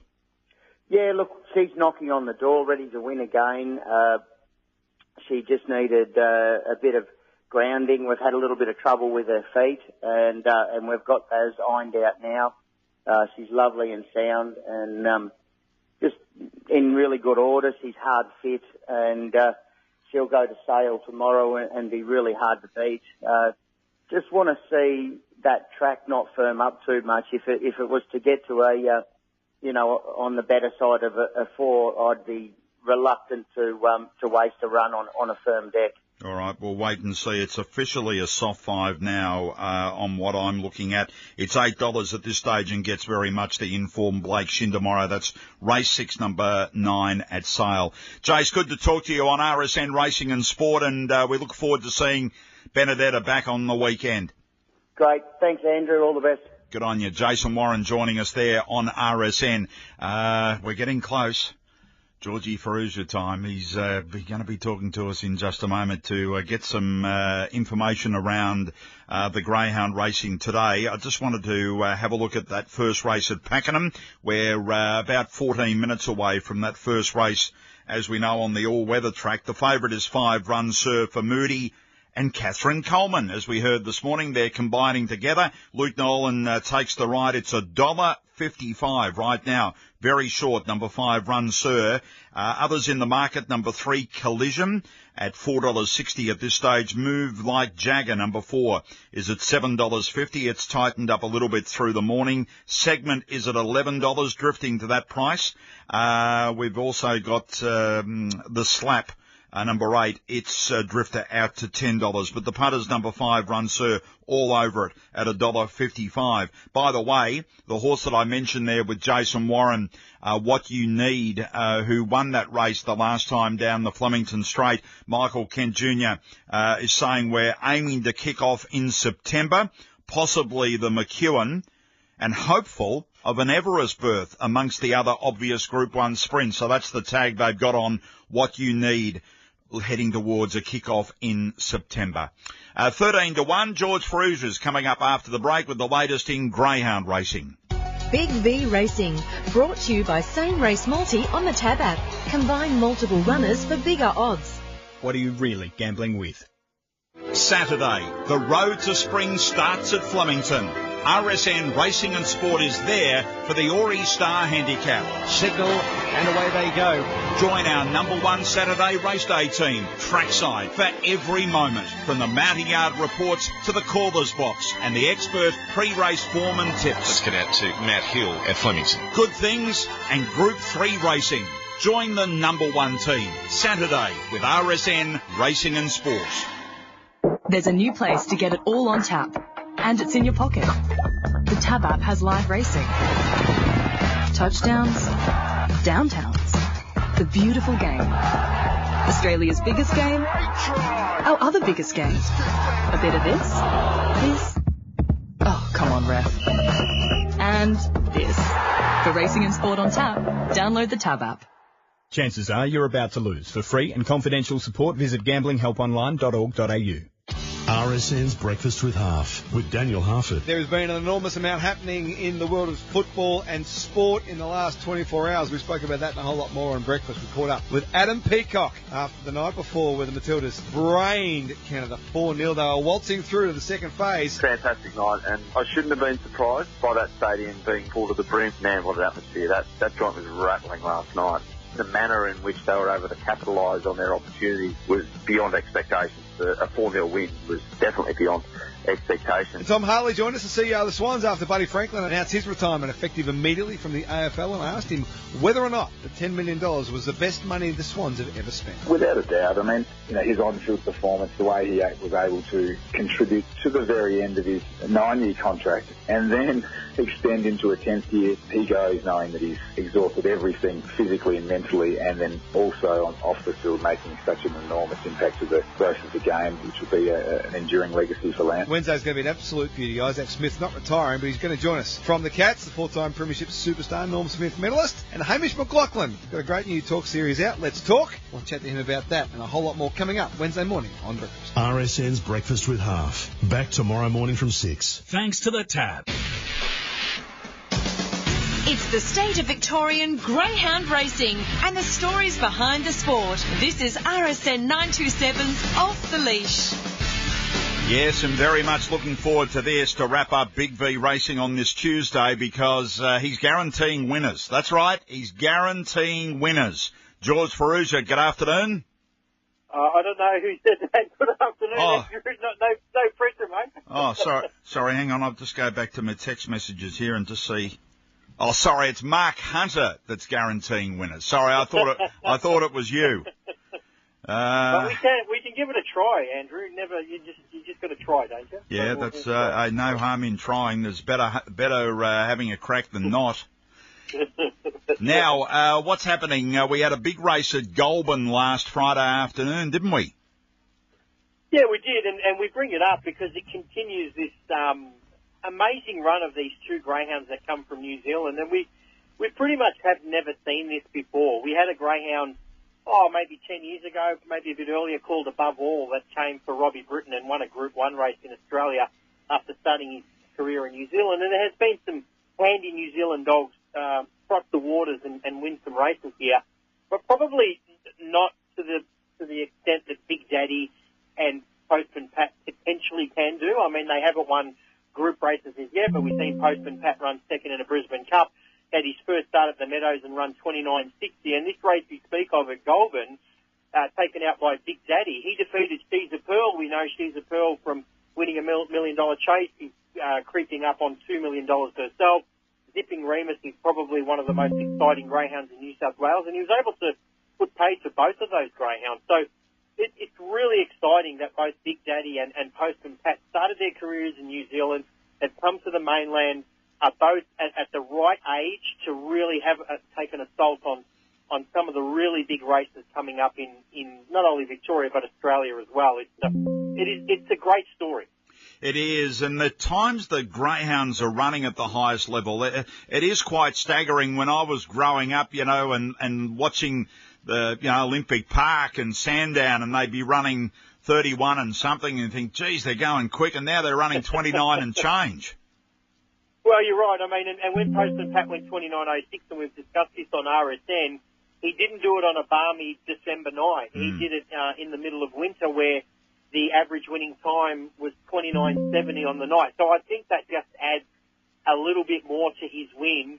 And Big Daddy, as I said, he was defeated in the heat behind Zipping Remus in near track record time, and he stuck with him for a long way, and he was able to reverse the result in the final. And I know trainer Anthony Azzopardi has a really big opinion of Big Daddy as well. So Postman Pat had the 24th start, Andrew, and won $250,000, and Big Daddy had the 21 starts and won $80,000, but you know that he's going to add on top of that for sure the way he's been going. So, as I said, it's an incredible story. Usually we send a lot of greyhounds over from Australia to New Zealand, some troubled greyhounds that probably aren't chasing as well as they can, and they go on to have really good careers, decorated careers in New Zealand, but rarely do we see it the other way around. But I think it's fantastic that New Zealand racing is up in lights. I was listening to RSN Racing and Sport on Sunday afternoon. Victoria Shaw was covering Sandown, and she was updating our listeners around the Speed Star, because we started to see a couple there, trial solo there on Sunday, coming up for a big meeting. Yeah, this is happening on August the 23rd, and greyhounds have a chance to finish on the leaderboard from June 1st up until August 20. And as you mentioned, Victoria would have seen a few greyhounds trials. So instead of you can record a time in a race, but you can also trial at Sandown to get into this leaderboard. It's going to be an absolutely massive meeting. There's going to be over $140,000 in prize money. It's going to be made up of a traditional 12-race program. It's fantastic over all three distances. 2 and 4. And the more important tickets thing on is sale, maiden. They're just $5. Corvalist is the bookmaker, so it has been very well supported everywhere. Cynic is $4.80 just out to $5. $4.60 to $8.50, just nibbled back into $8. Nothing to report away from Corvallis, which is back to as though it is mighty hard. 2 of 3 career starts, and they've been at its 2. Third at Taree, first up, beaten 1.6, and then second at Scone last time out behind Flying Birds, got beaten 1.4, hit the front, mowed down late, and should be cherry ripe to be on track for its first win at start 4 this afternoon, and money suggests it's mighty hard.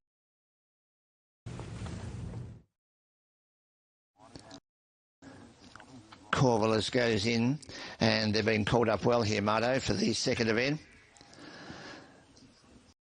Creed takes me right back to the 1970 Australia Day Cup harness horse, Cocky Raider, driven by Gordon McWilliam, defeated Lucky Creed, who was going for 24 Australian wins and was beaten by Cocky Raider, Vic Frost, in the 1970 Australia Day Cup. So we've only got one to move up, and it is Declutter to complete the line. Declutter goes in, and the line is just about set. Second event, DML, and they're being placed in. line set. Stalls are back, away and racing. Ozfero began well, bounced a half in front over Ravishing Miss, and on the outside Corvallis settled out early. Corvallis now tries to get around them and does so as it takes up the running. Leads by a length, Rocks and Roll second, Ozfero third, Ravishing Misses fourth. A length and a half then to Declutter, travelling on the outside, followed by Highland Raider. Next to last was Cynic, and a length away last of all was Lucky Creed.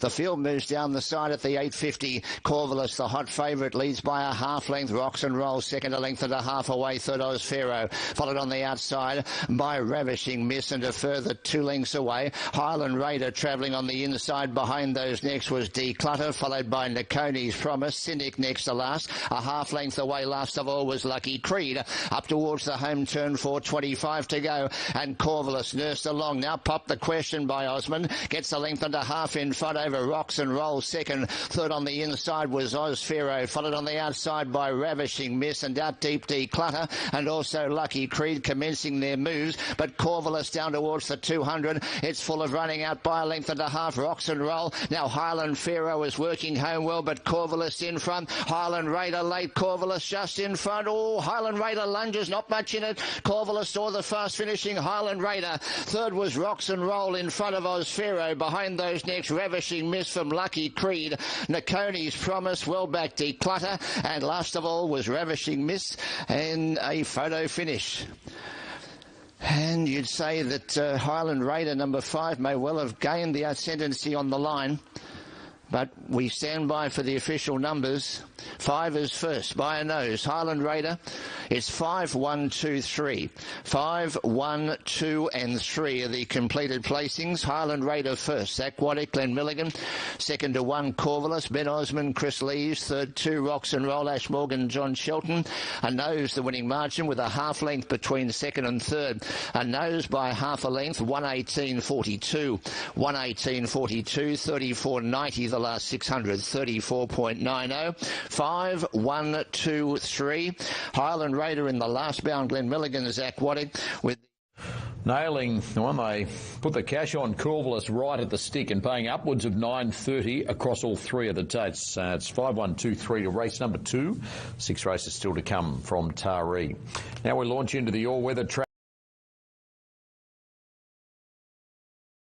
On top on the podium, race 3, number 3, Bagman. Quaddy numbers, first leg 2, 8, 1 and 6. Second leg 4, 8 and 3. Third leg 4, 1, 8. Third leg 4, 1, 5 and 8. And we come home with 7 and 1. All those numbers and selections will be on the RSN website. Happy punting to all, and hopefully Mark Hunter can get the job done too after that fantastic text. I honestly thought that it was you, but I built you up and then, no, anyway, we'll wait and see. So rsn.net.au, you can click on the tips page and all the tips are there for the Victorian meetings that are on today, rsn.net.au, and of course you can click on all the different shows to have a look, listen to the full interviews, because I tell you, the ones today, they're real crisp, with T.O. Nugent, Ben Brisbane, Jason Warren. Never heard such quality before. There's a text that's come through saying that this has just been incredible the last 90 minutes or so. George, thank you for your time. No worries. Talk soon. Happy punting. Good on you. George Ferrugia joining us there. By the way, the all-in market is there for the Ori Star coming up on Saturday at Flemington. Benedetta is the $3 favourite, but you heard it from Jason Warren that maybe he's looking towards the benchmark 84 race. So this will change when the final fields come out tomorrow if it stays the same. Cause for concern at 5. Ingratiating at 7 with It's Our Time. I Am Me is at $8 for Mara Eustace. General Bow at 9, and Here to Shock is at 11. That's the all-in market for the Ori Star, the big race coming up at Flemington on Saturday. The Missile Stakes is the feature race at Rose Hill in Sydney on the weekend. Off the nominations again in the all-in market at the Tab. Big Parade and I Am Me both at $3. Golden Mile at 6. Ingratiating at 10, Argentia at 13. There's some nice horses nominated for that race. Again, the final fields are out tomorrow. Righto, John Henry. Oh, he's really up and about, and he'll be there with Harry White going through each and every race at Pakenham right through the day, as well as our interstate coverage. The first race at Pakenham, it's the first runner for Moody and Coleman, Run Sir. last one. Here's Run Sir walking up. Easing favourite, moves in under Luke Nolan. And stand by for the opener at Pakenham on the synthetic track. They're away. Hebel was slow. Run Sir's going back. Will settle near last. Segment began quickly. Move Like Jagger's going to take it on for the lead, though. And then Kaminsky in third, a length away to the slap, travelling back on the fence. Angus Stein next. Collison travelling 3 and 4 wide, heading into the first bend. And then Spirit Angel, Hebel, and back last is Run Sir. Down the side, Move Like Jagger has moved away. 2.5 lengths on Segment and 2 lengths Kaminsky in the slap. Collison will have to face the breeze. 3 wide the trip, a length to Angus Stein. And then comes Hebel on the running rail. Next is coming up to the bend, Spirit Angel. And Nolan's now getting Run Sir towards the outside part of the track, but he's still giving them all a head start as they come into the running with 350 metres left to go. Move Like Jagger, Segment, Kaminsky, Collison coming on, and now Run Sir's making good ground down the outside. The slap back to the fence, and Angus Stein's looking for a run. They're stretched across the track. Segment, Collison, the slap on the inside. Run Sir taking its time to get them all, but now starting to ping late. Run Sir moving over the top, going to them all. I think it might have just got Collison in a very close finish to the first. The slap close up, and Segment not far away. They're followed by Angus Stein, and then came Spirit Angel, Hebel, Move Like Jagger Weekend, and Kaminsky last. And yes, Run Sir, in a well-timed run, has got the prize right on the post.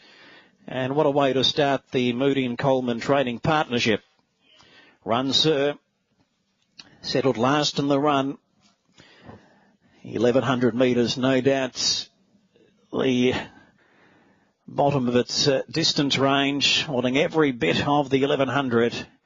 Collison's done terrifically well off a 3-wide run and grabbing it in the shadows. Just going up to beat Collison. And then the slap back on the fence, who's been beaten maybe a half neck. Segment and Angus Stein's in between them. 5 of them separated by no more than half a length in a ripping finish to the first. But interim numbers, at least the first 3 numbers, are up. 5.38, Photo 4th. They've run a time of 1 minute 5.65, 1 minute 5.65. Across Victoria, welcome to an RSN 927 race day. Here's John Henry. Yes, thank you, Andrew Bensley. Did a nice job filling in there this morning. Good stuff. And I'm also joined by Harry White, your form analyst for the meeting today at Pakenham. And just waiting those details to come through officially after the running of the first. So I'll get those to you when they're up. But it's 5.38, Run Sir, Luke Nolan. Pretty popular start to the afternoon there, Harry. The favourites got home, race 1. Yeah, it was, John. Run Sir, obviously a bit of an alarming drifter late in betting, got back in the run. It was a bit of a hairy watch, I suppose, getting there right on the line.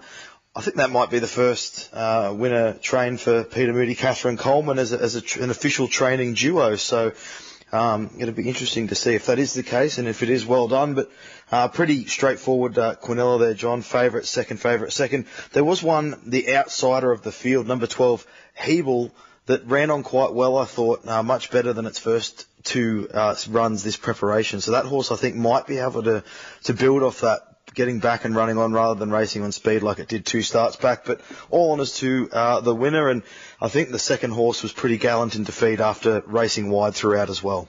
Okay, it's the all-weather track there today, so it's a good surface. Overcast weather expected over the track at Pakenham this afternoon. Harry, you looking forward to the meeting? 8 races there today.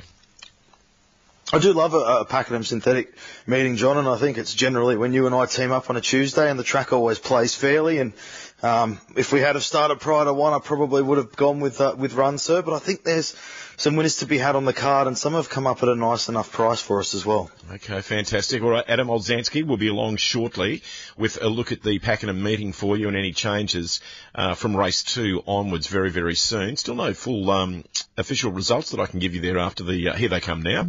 5, 3, 8 and 6 are official. Number 5, Run Sir. Luke Nolan paid $2.50 and $1.60. 3, Collison, $1.04. Number 8, The Slap at $2.60 and 6, Segment. The Quinella paid $3, the Exacta 5, Trifecta 30, and the first four $69 for 5, 3, 8, and 6. Jamie Rogers will join us from the tab shortly as well, and have a look at the remainder of those markets for you from race 2 forward through the afternoon at Pakenham. Adam Olzanski's preview as well. Racing this afternoon, give you an opportunity just to quickly see what we're up to today. We have got Pakenham with Adam. Taree, they're racing there in New South Wales. They're the two Gallops meetings today. We're going to take the Albion Park Trots, Menangle, and also Shepparton Lake this afternoon at 5:10 with Rob Orber. The Dogs mid-afternoon start for the first GRV meeting today. Rob Tester calling at Horsham, 2:46 for the first green light there this afternoon with Rob. He'll be along with a preview. I'll remind you of that at the time. Ronnie Hawkswell, half an hour later at Geelong. The first race there is at 3:14. And tonight it's Warragul. Paul Hammond will call that meeting. The first is at 6:45. Full check of the weather for you shortly. So good luck with the form guide today. I hope it treats you well. A little bit of excitement ahead later on this afternoon. Apprentice Luke Cartwright is making his debut to race riding at Pakenham this afternoon. Luke, brother of Matthew Cartwright, is an apprentice to Lynn Tolson and at Mornington. And the first ride that Luke has snared is race 7 on Jamara for Kieran Maher and David Eustace. So an exciting day for the Cartwright family, in particular Luke himself. But we'll get to that a little bit later on this afternoon. I'll bring you the thoughts of Luke Nolan in just a moment as well. But Albion Park is the first of the afternoon. They're about to start being called up there. Then we'll go to Jamie Rogers at the tab. At Albion Park, no third div. It's just a small field, 5 to go around. And the fixed odds favourite is Nathan Dawson's Drive, number 5, Northern Heights. It's a stand start, and it's off the 20 metres at Albion Park, race 1. After opening 145, I Can't Do It's been best backed. 3:10, in from 460. Gate with Grace, who beat I Can't Do It. She's been easy. 460 out from 350. Sadie, a first starter, beautifully bred by Father Patrick. 61, touched 101, now $51. And just a bit like Sully, $31. So they're coming up. Race 1, the Pride's Easy Feed 3, 2-year-old Trotters Handicap. Gate with Grace being a winner, starts off 10. And the dual winner, Northern Heights, starts off a handicap of 20 metres. The other trio are off the front. So they're coming up to their marks. The first of 10 here in Brisbane. Perfect skies. Fine, clear, warm. So we're just about set. Sadie, keen to get on with it. She's about to straighten. Track is clear. Well, it was. An attendant just goes in to lend assistance to Sadie. Now we're right. Starter hits the button, and they're away. I Can't Do It stepped away very well from the inside, just a bit like Sully, wide out, began nicely. Getting into third, Gate with Grace, then Northern Heights, and Sadie, she's got it all wrong on debut, and she's in a break. So as they trot into the first turn, I Can't Do It out in front. The filly by Whop the Hill. I Can't Do It leads the way. The margin 6 metres. Gate with Grace is second. Right behind the leader. Just a bit like Sully. Drops into third. He's down on the inside. 10 metres away in the field. The favourite, Northern Heights, and tailed out is Sadie. So as they head down the back straight on the first occasion, working towards the mile marker, I Can't Do It out in front, leading the way. I Can't Do It by 5 metres. Gate with Grace. Right behind the leader in second, just a bit like Sully, third, Northern Heights. He quickly tacks on. Dawson isn't going to sit for long. He makes his move now, working to the outside and making a charge towards the top. Tailed out, Sadie. The lead time, 45.6. What's going to play out here? I Can't Do It in front. Northern Heights is building strong momentum on the outside, going up, looking for the lead. And the 2-year-old trotters start to burn up here. He's going on with the favourite, Northern Heights, and he's about to take full control now. 1,200 metres left to trot, and it's Northern Heights now in full command, leading the way. First quarter of the last mile, 30.5. I Can't Do It, sitting in second spot. Gate with Grace is third, just a bit like Sully, fourth, and a long margin to Sadie. They work past the judge and the bell now, less than 1,000 metres to run. Northern Heights out in front, leading the way, margin 5 metres. I Can't Do It. Now tracks the pace in second spot. Gate with Grace is third, just a bit like Sully, and a long margin to Sadie. As they race towards the back straight, final time, second quarter, it was timed in 31.3. So Dawson able to slow it right down here with the favourite, Northern Heights, the son of My High Expectations, out in front, leading the way, the margin 5 metres. Single file formation. I Can't Do It second, third, Gate with Grace, then just a bit like Sully, and a long margin to Sadie. Heading down the Trump Bloodstock back straight final time. Northern Heights is travelling strongly out in the lead. Margin still 5 metres, I Can't Do It. Gate with Grace is third. Fading away there just a bit like Sully. So this lead trio is starting to open up. Just a bit like Sully, a clear fourth. Long margin, Sadie, third quarter, 30.3. Working up to the home turn. Northern Heights, fresh up, leads the way. The margin, 5 metres, I Can't Do It. Gate with Grace, tips to the outside, trying to make a race of it. They're into the home straight now. Northern Heights is clear. Gate with Grace is looming on the outside. Northern Heights still in front. Gate with Grace is trying hard. I Can't Do It is third. Going on by Gate with Grace. She's got them. Gate with Grace, 2 from 2. Perfect scorecard. Gate with Grace beat Northern Heights. I Can't Do It third. Just a bit like Sully is fourth. And Sadie is last over the line. 30.4 the final split. The Pelican Waters Resort mild rate 26.5. Gate with Grace. 2 for 2. Downinghurst stablemate Northern Heights. And I Can't Do It is third. Keith and Melissa Gillies 1-2 there. Gate with Grace. The filly. Downing the gelding, Northern Heights. Numbers are now being confirmed. 4, 5, 1, and 3. 248, my odd rate, 26.4. So 4, 5, 1 and 3 there. Number 4, Gate with Grace, Narissa McMullen. Around the $5 mark. In fact, here they come, $5.80 and $1.70. Beats number 5, Northern Heights, at $1.30. No third div. Number 1, I Can Do It. And number 3, just a bit like Sully. The Quinella paid $4, Exacta 11, Trifecta 16, and the first 4, $28 on 4, 5, 1 and 3. After the first this afternoon in Brisbane at Albion Park. Menangle is next for broadcast at about 19 past 1. Jamie, I've got a technician furiously working in the studio on a power issue at the moment, so I can't play your fabulous tab opener, with the sound effects. So perhaps I could... Sing it. Yeah. You don't. Go on, hum and sing it. We all would love that. How are you, JR? You well? I'm going very well. How about yourself? Not too bad, thank you, Jamie. Let's have a look at the rest of these markets this afternoon at Pakenham and in race number 2. Number 4, Zippergate. Billy Egan is a firm favourite here at $1.90. What I'm seeing on the second line of betting is $6, so that's imprint number 2. So a firm favourite race 2. Well, firm favourite, John, but not actually one of the better backed horses. The best backed is going quite wide. It's the 5, Devout Bell, at $21. Then it's the 7, Marigold, at $9. And the third best is Winds of Grace at $7. And then the favourite would be the 4th best backed, but it's holding half of what we've taken on those other horses. Okay, through to the third, number 12, Snick. Matthew Cartwright is the favourite at $2.50. Second place, Get a Last Start. So Snick, definitely the best backed here at $2.50, holding more than double the next best, which is the 3, Mirroring at $9. And then it's Sheer Reward at $7.50 would be the third best for support. Okay, through to race 4. There are 8 today. Number 10 on top here, Thin Red Line. Again, it's Matty Cartwright. And at the moment, it's $2.70 fixed odds, a bit wider on the tote. So it's the 4, Dynamic Deal, at $3.70. That's the best backed here. It's holding more than double what we've taken on the favourite, Thin Red Line, at $2.70. But then there's also some money for the 5, Razor Warrior, currently at $6. Okay. Let's tackle the quaddie. The first leg goes at 3 o'clock if you're playing, folks. And number 4, Powerbound, Billy Egan, is the fixed odds favourite here. And on the tote, it's $2.15 fixed Powerbound, Jamie. It's pretty much those top 3 in the market, John, that are seeing the support. So it's Powerbound at $2.15, Quite the Lass at $3.70, and then Able Rain at $7.50. Outside of those 3, there's not too much support for any other runner. Okay, race 6. Let me have a look here. $3.70 about the favourite, but this race looks a little more open in the top half a dozen. Number 1, Raid the Bar, Jason Maskeel, is favourite at this stage. And that is the best backed horse here at that $3.70 price.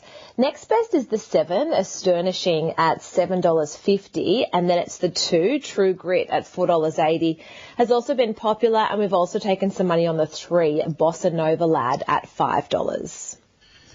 Okay, through to race 7 of the afternoon. This is just going a little bit slow. We've got number 5, Overboost, Jamie Mott is favourite there at $3.70. But Jamara, which is Luke Cartwright's first professional ride today, Jamie, it's the second favourite at $3.90, only 20 cents difference for Luke. So Overboost is definitely the best backed runner here, and actually is the best backed runner of the entire program. I should have mentioned, actually, John, in race 4, Dynamic Deal is holding the same as what we've taken on Overboost. So those two horses are the best backed of the program. Magic Drum at number 4, Magic Drum at $8.50 is the second best, and then it's Jamara at $3.90. Wouldn't it be lovely if Luke could join that elite club of your first professional race ride being a winner? Wouldn't that be a cracking day for the young bloke? Oh, it would be a very memorable and special day, that's for sure. In the last, Jamie, at 4:30, race 8, fixed odds favourite at $3.50 is Matthew Cartwright on number 8, Explosive Rosie. But again, good support for the second line of betting, Tiffany Valentine, number 9. Yeah, so Explosive Rosie is definitely the best backed at $3.50. Next is the 6, Ocean Raider at $10. Then Major Key at $7 and the 9, Tiffany Valentine at $3.70. So there's some pretty good money, John, in this last race of the day.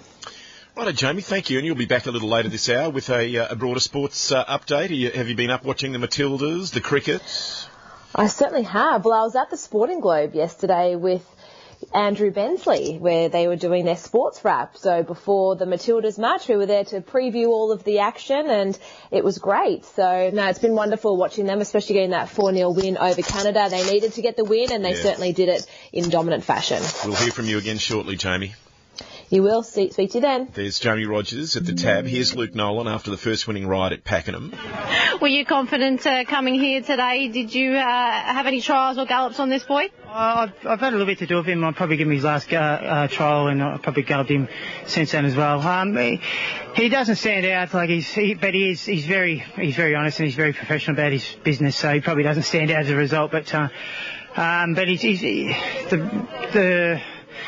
the record he's presented with today and even beyond today will hold him a good stead. I think he's going to build into a horse that he's going to pick through the grades nicely and have some fun with him for sure. You know, he's not going to just be winning maiden for this camp. I'm sure he's going to go a lot deeper than that. And how was he there after the post? Did he have a good blow first up? It wasn't permanent in him, believe it or not. And most of ours are close enough to the mark when they go around, but. We're using this probably at an unsuitable distance for him first up to sort of hopefully he's going to be sharp enough to be competitive with him, and it turned out to be the case today. So they've kicked it off in a really good style, so hopefully it improve from here. And who's easier to deal with, Moods or Cat? Cat is at this stage, but they change very quickly when they get in this job for a little while. But Moods is pretty good too, honestly. That's why we've been together as long as we have. So I'm sure Cat and I and Pete will gel very well over the coming weeks and months and years, hopefully, and get another formidable partnership going together as well. Oh, great stuff. You all start off the season with a 100% strike rate. Cheers, thanks. There's Luke Nolan after the first winning ride this afternoon at Pakenham in race number 1, where it is now correct weight. So weight is good there. That was Luke after the win on Run Sir, which was the first favourite of the afternoon. I've got Harry White, your form analyst today at Pakenham. Online to look at race number 2 on the tote. Harry, number 1, Dual Pressure, is at 15-1. Number 2, in print at $7. 3, Thorny Path is at 17. 4, Zippergate is the favourite, Billy Egan at $2.10. $1.10 the place. It's $2.10 fixed odds as well. Number 5, Devout Bell at $18. 6, Isle of Mykonos is at $7. Number 7, Merry Gold is at $12. 8, Rebel Missile, 13. And 10, Winds of Grace is at $9. They're close for the first at Menangle, Harry. I might just get your numbers. Pakenham race 2, and we'll come back for your comment in just a moment. Yeah, no worries, John. My number's are 2, 4, 5, 7. Going with a debutante in print for the McAvoys, and I'll tell you why after that race. 2, 4, 5... And 7. And 7, righto, Harry. You got a little bit of a croaky throat today, mate. Are you okay? Should we rest you? Yeah, well, should we put you in the paddock and spell you, or what?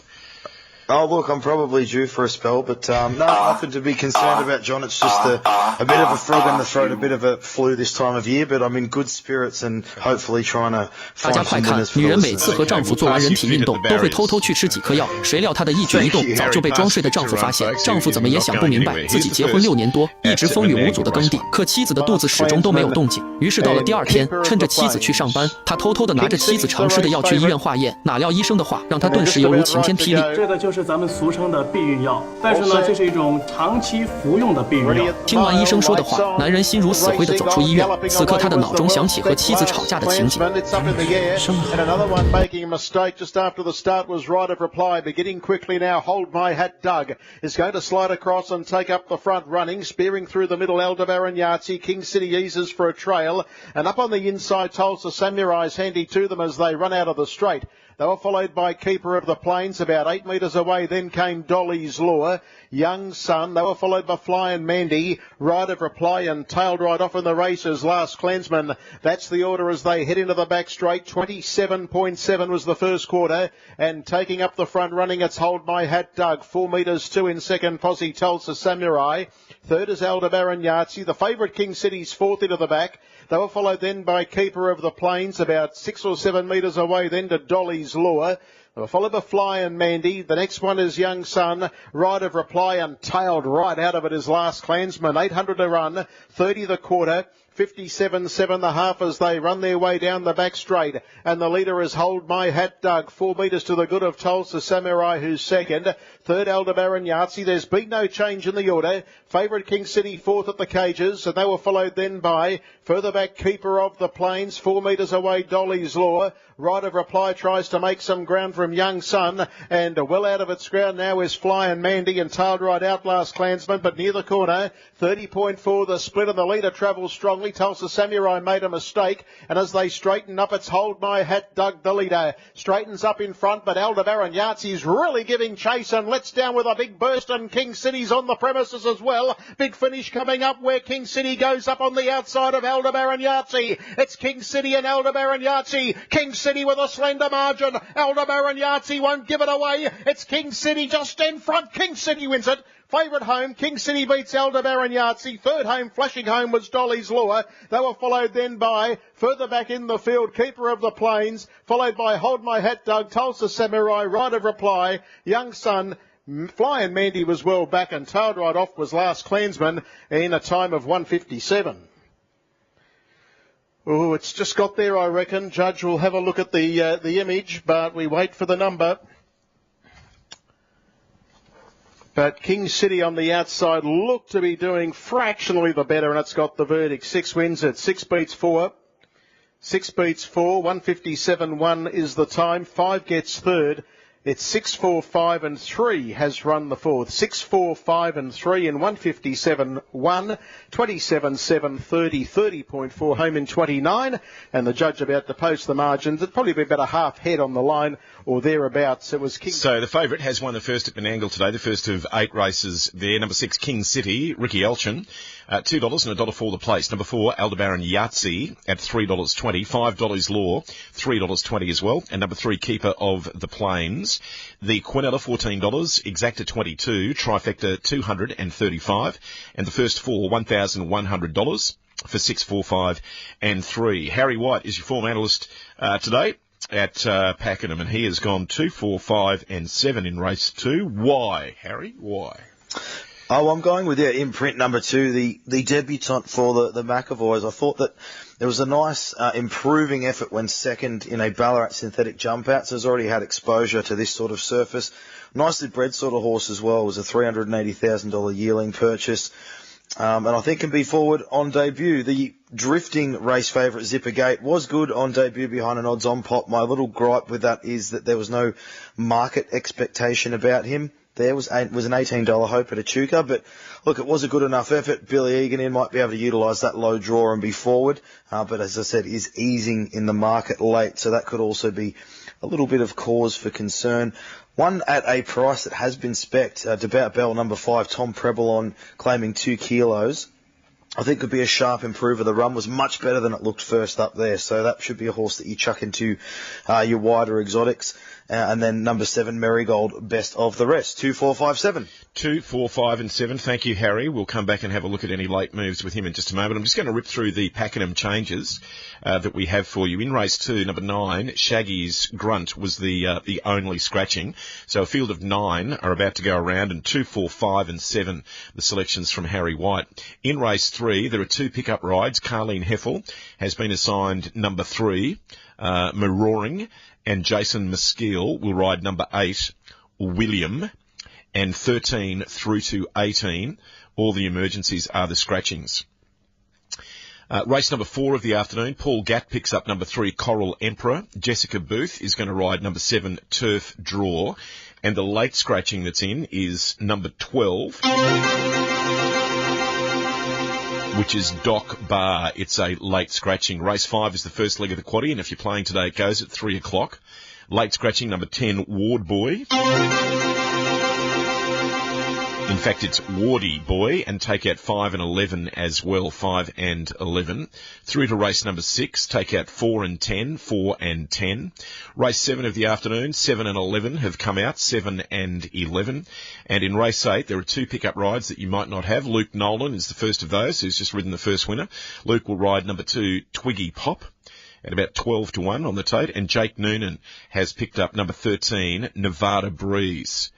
Jake Noonan with number 13, and the scratchings are 12 and the bottom 5, 14, 15, 16, 17 and 18. So 12 and the bottom 5 are out there at Pakenham, and they're the changes that we have at this stage for you at Pakenham.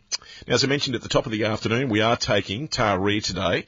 Just the previous results there. Number 10, the Coat Hanger, was the first winner at $4.50 in race 1. It was about the second favourite, and Michaela Weir was the first winning jock. And number 5, Highland Raider, at $10, won race 2. Number 5, Highland Raider, was Zach Waddick. They're the 2 results prior to joining them at race 3 this afternoon. If you're playing the quaddie at Taree, race 5 will go at 2:45, 2:45, and they're on a good 4 in fine weather. I'm just checking now if there are any late scratchings that have come through in that meeting. The answer is no, and at this early stage, there are no rider changes or advices to pass on to you either.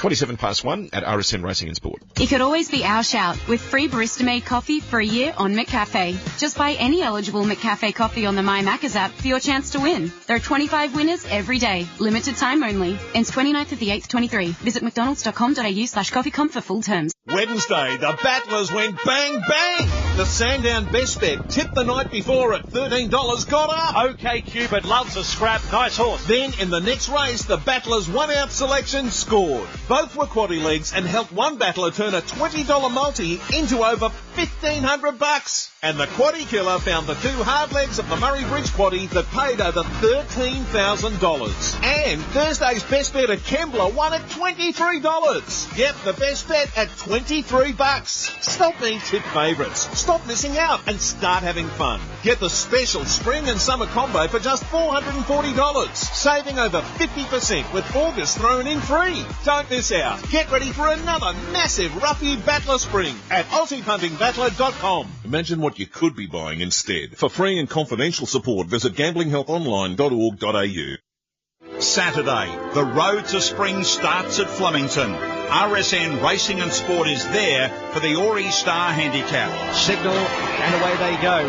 Join our number 1 Saturday race day team, trackside, for every moment, from the mounting yard reports to the Corber's box and the expert pre-race form and tips. Let's get out to Matt Hill at Flemington. Good things and Group 3 racing.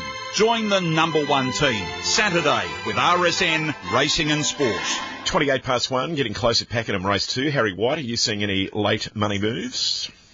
Yeah, been a bit of interesting movement here, John. That horse that I touched on, Debut Bell, was $26 this morning. Touched 12 now out to 14, but still been a nice enough go.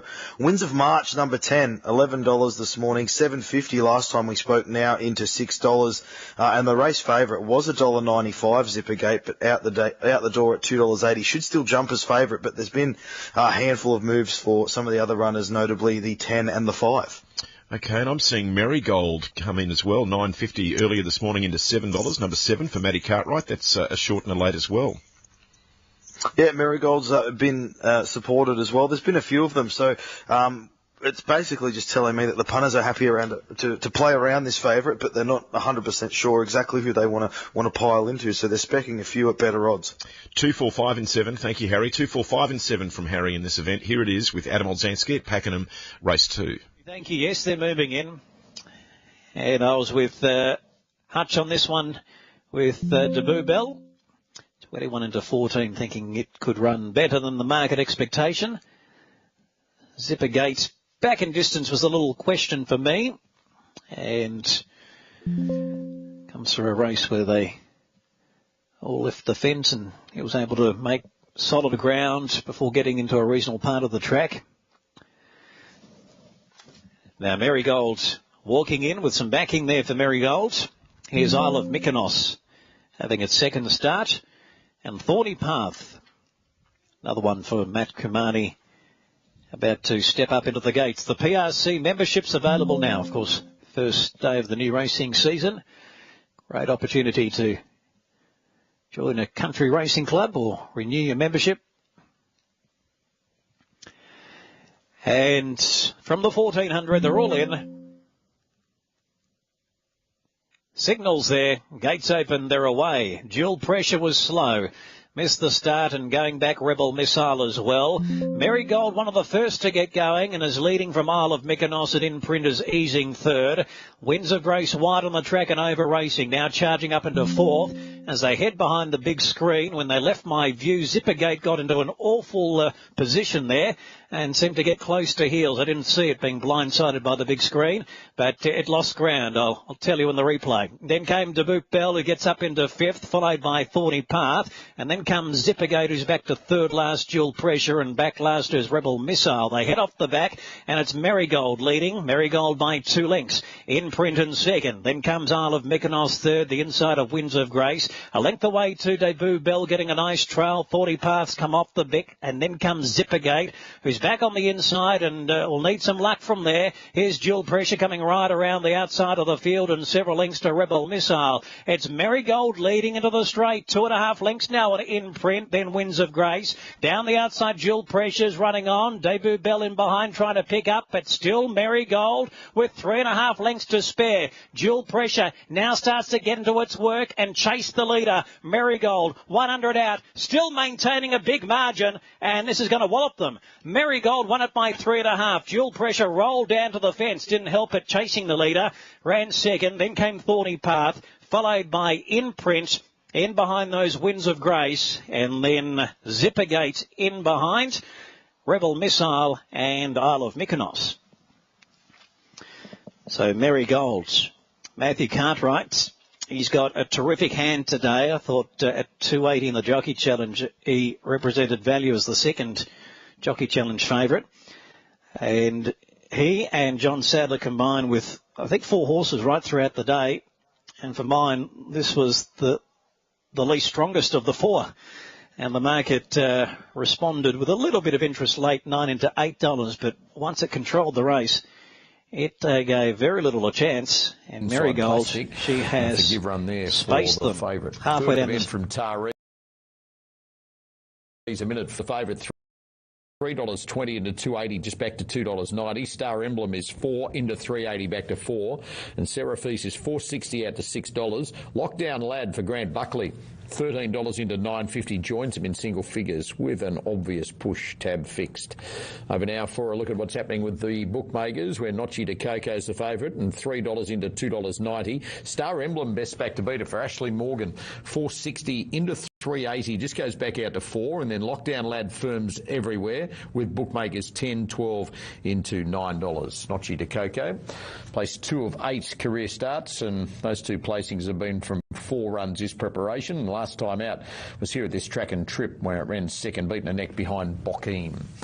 Gary Cleese makes Nochi de Coco best bet of the day. Melinda Turner tips it as well. Here's Rod Fuller. So they're moving in well here, Mardo, for the third event of the afternoon, a full field of 12, with a reminder about a bumper day of racing. Mooney Beach Hotel, Coffs Harbour Cup Day, Feature Sprint, Memorial Sprint, Ken Howard Cup, We wish the club all the very best for Coffs Harbour Cup Day on Friday. Bumper day, like nomination-wise, Showcase Racing, and the winner of the Coffs Harbour Cup Big Dance eligible for the $2 million on Melbourne Cup Day at Randwick. So all roads lead to Coffs Harbour for their cup on Friday. So Duke of James, the next one to move up. Sabiet comes in. Empress of Milan behind the line with Lockdown Lad, and also Welcome Back. Highland Raider by a nose in the previous. 5-1-2-3, Aquatic Glen Milligan. The coat hanger Michaela Weir Tasmorton led throughout to win the first. So Lockdown Lad and Welcome Back the last two. So Welcome Back being led up, and Lockdown Lad the last to move in. So they're just about set. Gary, there's only one to move in. Lockdown Lad goes in, line set. Third event of the afternoon. Red lights over the wind. They're racing. Lockdown Lad began moderately. Fastest to begin was in the centre, Seraphice. Gets a half length in front. Over on the inside, Star Emblem. On the outside was Cheetah Coco, Welcome Back. A half iron, a Princess sliding up along the inside from Lockdown Lad.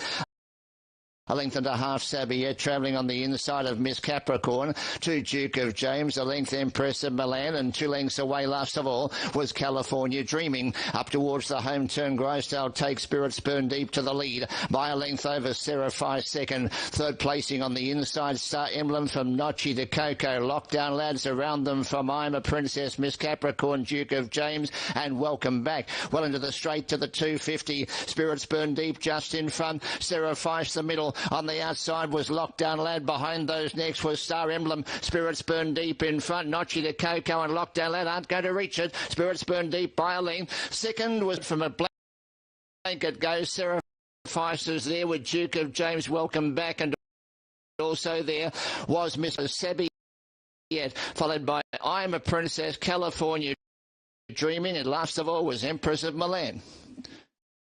Spirits Burn Deep could not be caught and wins its first race at start number 3. First run back from a break and pays. Double figure odds across the toast. New South Wales $14.50 and $4.20. Lockdown Lad $2.70. Notchy to Coco, the favourite in for third at $1.40. 10 beats 2 beats 3. Very tight go there for fourth. 3 down and 5 to come at Taree this afternoon with Rod. 7th event from Temora is next. 10, 2, 3, 11, a length by a length, 58.20. 58.20, last 600, 34.49.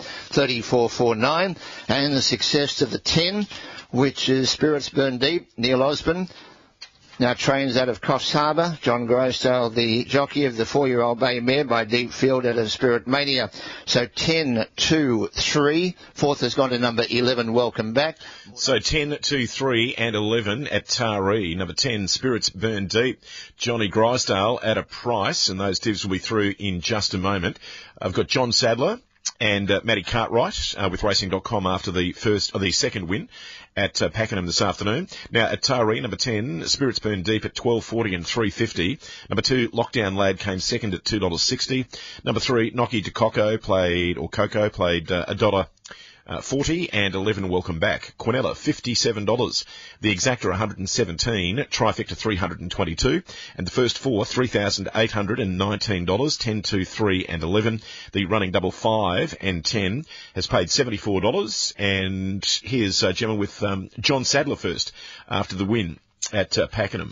Oh, John over here. I think he forgot he had to come over here and have a chat. Well done, Johnny. You could be in for a pretty big day. Yeah, well, that was a good one to get done. She's shown us really good ability at home on the track, Gemma, but she's got back in her races and just hasn't got involved, so decided today, blinkers on, go forward, and, she was quite good, wasn't she?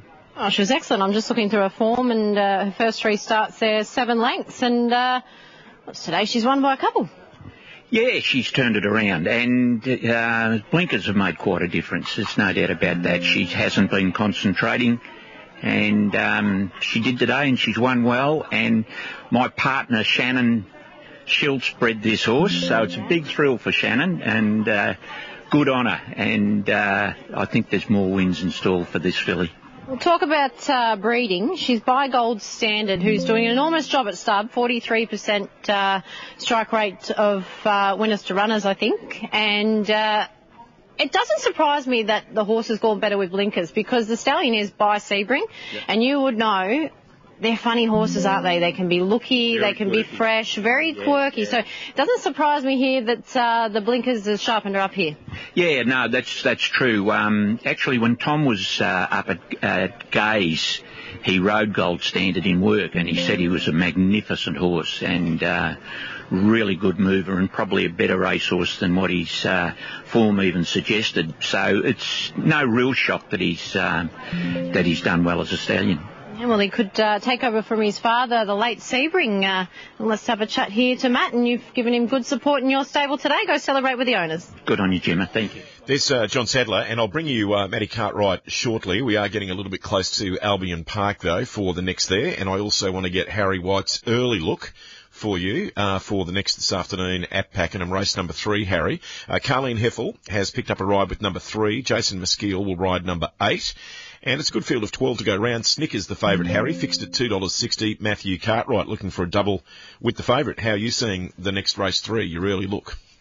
I'm chasing a bit of value here, John, and I'm hoping it's a sort of carbon copy setup from race 2. This horse Mirroring, I think, can improve with blinkers going on here. So much like Johnny Sadler's runner just did there, I'm thinking Mirroring can improve, and there's been market support at nice enough odds into around that $7 mark to suggest that is the case. So number 3, Mirroring, the early look. Okay, we'll come back with more with Harry shortly. They are just getting towards a start, another stand start at the 21:38 at Albion Park for race number 2 of the day. And Gus, number 1, Pete McMullen's drive, is the firm favourite. It's been $1.75 into $1.55. Second line of betting is drifting 5 out to 7. So they've gone a bit lukewarm on number 8, Car Manor, off the 20 metres. Gus, the favourite, is off the front tape, and it appears to be the only one they're interested in late. And it continues to firm. This is Albion Park race 2. Nice. That form line looks A-OK. Naughty 750. Instant Delight. There was a little bit of interest in Instant Delight earlier. It's 750. Global Flight's been easy, $11, and then we're going out to longer odds. So the best back is the favourite Gus. Open 175, now trading at $1.45. So these runners are now being called forward here. This is race number 2. Selective Motors Albion Trotters Rating Handicap. Again, we go over the journey of 2,138 metres. All eyes on the favourite Gus. Down on the inside there. So tapes are being drawn across. And we're not too far away.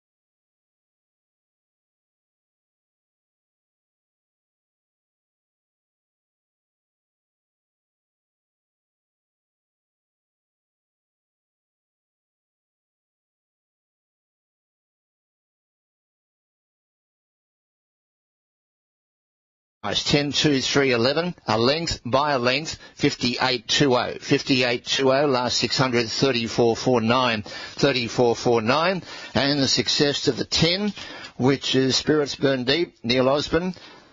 Now trains out of Coffs Harbour. John Grosdale, the jockey of the 4-year-old bay mare by Deep Field out of Spirit Mania. So 10, 2, 3. Fourth has gone to number 11, Welcome Back. So 10, 2, 3 and 11 at Taree. Number 10, Spirits Burn Deep. Johnny Grosdale at a price, and those divs will be through in just a moment. I've got John Sadler and Matty Cartwright with Racing.com after the second win at Pakenham this afternoon. Now at Taree, number 10, Spirits Burn Deep at $12.40 and $3.50. Number 2, Lockdown Lad came second at $2.60. Number 3, Nocky De Coco played $1.40 and 11 Welcome Back. Quinella, $57. The Exacta, $117. Trifecta, $322. And the first 4, $3,819. 10, 2, 3 and 11. The running double 5 and 10 has paid $74. And here's Gemma with John Sadler first after the win at Pakenham. Oh, John over here. I think he forgot he had to come over here and have a chat. Well done, Johnny. You could be in for a pretty big day. Yeah, well, that was a good one to get done. She's shown us really good ability at home on the track, Gemma, but she's got back in her races and just hasn't got involved. So decided today, blinkers on, go forward. And, she was quite good, wasn't she? Oh, she was excellent. I'm just looking through her form, and her first 3 starts there, 7 lengths, and today she's won by a couple. Yeah, she's turned it around, and blinkers have made quite a difference. There's no doubt about that. She hasn't been concentrating, and she did today, and she's won well. And my partner, Shannon, Schultz, bred this horse, so it's a big thrill for Shannon, and good on her. And I think there's more wins in store for this filly. We'll talk about breeding. She's by Gold Standard, who's doing an enormous job at stud, 43% strike rate of winners to runners, I think. And it doesn't surprise me that the horse has gone better with blinkers, because the stallion is by Sebring, and you would know they're funny horses, aren't they? They can be looky, they can be fresh, very quirky. So it doesn't surprise me here that the blinkers have sharpened her up here. Yeah, no, that's true. Actually, when Tom was up at Gaze, he rode Gold Standard in work, and he said he was a magnificent horse and really good mover, and probably a better racehorse than what his form even suggested. So it's no real shock that he's done well as a stallion. Yeah, well, he could take over from his father, the late Sebring. Let's have a chat here to Matt, and you've given him good support in your stable today. Go celebrate with the owners. Good on you, Gemma. Thank you. There's John Sadler, and I'll bring you Matty Cartwright shortly. We are getting a little bit close to Albion Park, though, for the next there, and I also want to get Harry White's early look for you for the next this afternoon at Pakenham, race number 3, Harry. Carleen Heffel has picked up a ride with number 3. Jason Maskeel will ride number 8. And it's a good field of 12 to go round. Snickers, the favourite, Harry, fixed at $2.60. Matthew Cartwright looking for a double with the favourite. How are you seeing the next race 3, your early look? I'm chasing a bit of value here, John, and I'm hoping it's a sort of carbon copy setup from race 2. This horse Mirroring, I think, can improve with blinkers going on here. So much like Johnny Sadler's runner just did there, I'm thinking Mirroring can improve, and there's been market support at nice enough odds into around that $7 mark to suggest that is the case. So number 3, Mirroring, the early look. Okay, we'll come back with more with Harry shortly. They are just getting towards a start, another stand start at the 21:38 at Albion Park for race number 2 of the day. And Gus, number 1, Pete McMullen's Drive, is the firm favourite. It's been $1.75 into $1.55. Second line of betting is drifting 5 out to 7. So they've gone a bit lukewarm on number 8, Car Manor, off the 20 metres. Gus, the favourite, is off the front tape, and it appears to be the only one they're interested in late. And it continues to firm. This is Albion Park race 2. Nice. That form line looks A-OK. Naughty 750. Instant Delight. There was a little bit of interest in Instant Delight earlier. It's 750. Global Flight's been easy, $11, and then we're going out to longer odds. So the best backed is the favourite Gus. Open 175, now trading at $1.45. So these runners are now being called forward here. This is race number 2. Selective Motors Albion Trotters Rating Handicap. Again, we go over the journey of 2,138 metres. All eyes on the favourite Gus down on the inside there. So tapes are being drawn across. And we're not too far away.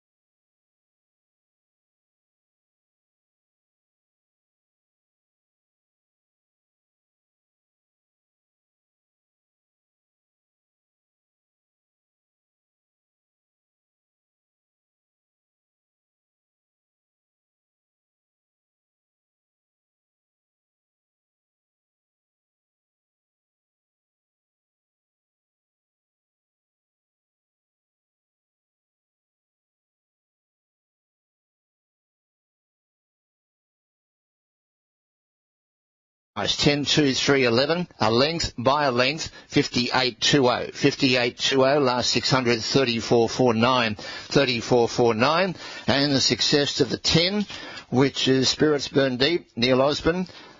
Now trains out of Coffs Harbour. John Grosdale, the jockey of the 4-year-old bay mare by Deep Field out of Spirit Mania. So 10, 2, 3. Fourth has gone to number 11, Welcome Back. So 10, 2, 3 and 11 at Taree. Number 10, Spirits Burn Deep. Johnny Grosdale at a price, and those divs will be through in just a moment. I've got John Sadler and Matty Cartwright with Racing.com after the second win at Pakenham this afternoon. Now at Taree, number 10, Spirits Burn Deep at $12.40 and $3.50. Number 2, Lockdown Lad came second at $2.60. Number 3, Nocky de Coco played $1.40 and 11, Welcome Back. Quinella, $57. The Exacta, $117. Trifecta, $322. And the first 4, $3,819. 10, 2, 3 and 11. The running double 5 and 10 has paid $74. And here's Gemma with John Sadler first after the win at Pakenham. Oh, John over here. I think he forgot he had to come over here and have a chat. Well done, Johnny. You could be in for a pretty big day. Yeah, well, that was a good one to get done. She's shown us really good ability at home on the track, Gemma, but she's got back in her races and just hasn't got involved, so decided today, blinkers on, go forward, and, she was quite good, wasn't she? Oh, she was excellent. I'm just looking through her form, and her first 3 starts there, 7 lengths, and today she's won by a couple. Yeah, she's turned it around, and blinkers have made quite a difference. There's no doubt about that. She hasn't been concentrating, and she did today, and she's won well. And my partner, Shannon, she'll spread this horse, so it's a big thrill for Shannon, and good on her. And I think there's more wins in store for this filly. We'll talk about breeding. She's by Gold Standard, who's doing an enormous job at stud, 43% strike rate of winners to runners, I think. And it doesn't surprise me that the horse has gone better with blinkers, because the stallion is by Sebring, and you would know they're funny horses, aren't they? They can be looky, they can be fresh, very quirky. So it doesn't surprise me here that the blinkers have sharpened her up here. Yeah, no, that's true. Actually, when Tom was up at Gaze, he rode Gold Standard in work, and he said he was a magnificent horse and really good mover and probably a better racehorse than what his form even suggested. So it's no real shock that he's done well as a stallion. Yeah, well, he could take over from his father, the late Sebring. Let's have a chat here to Matt, and you've given him good support in your stable today. Go celebrate with the owners. Good on you, Gemma. Thank you. There's John Sadler, and I'll bring you Matty Cartwright shortly. We are getting a little bit close to Albion Park, though, for the next there. And both of them fresh to get to the track. Here's Rod. And they're being called up here, Marto, for the fourth event. Fillies and Mares benchmark 58 over the 1,000. And Ellsberg. I was just going through its record. Something like 6 black type races to its credit. Carries the orange with the black and the white sleeves. So they're being called up. Harmony Halo comes forward. Previous event. Spirits Burn Deep, John Grysdale, Neil Osborne, who's now at his Coffs Harbour base. That new pad that with the rail back in its true position has been advantageous thus far. The coach in the second event, and Spirits Burn Deep on the speed in race 3. So Lady Talessa is the next to be called up. Coffs Harbour Cup on Friday. Casino Greyhounds have a big 12-event program on Thursday afternoon next. So Girls Night In behind the line together with No Filter. No Masai Mara has a black cap to differentiate from the other Terry Evans trained galloper. I referred to Rebage, of course, Friday week for the next meeting at Tuncurry Foster. So Cotton Caper being led forward.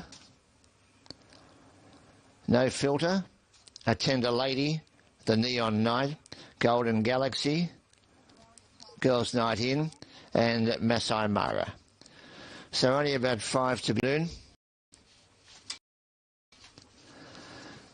So Golden Fantasy, the next to move up. Tab Fix favourite is 4x1 at 380. Won the Neon Night $7, 10 Girls Night In $7, likewise 11 a Tender Lady and 2 Lady Talessa at $7.50.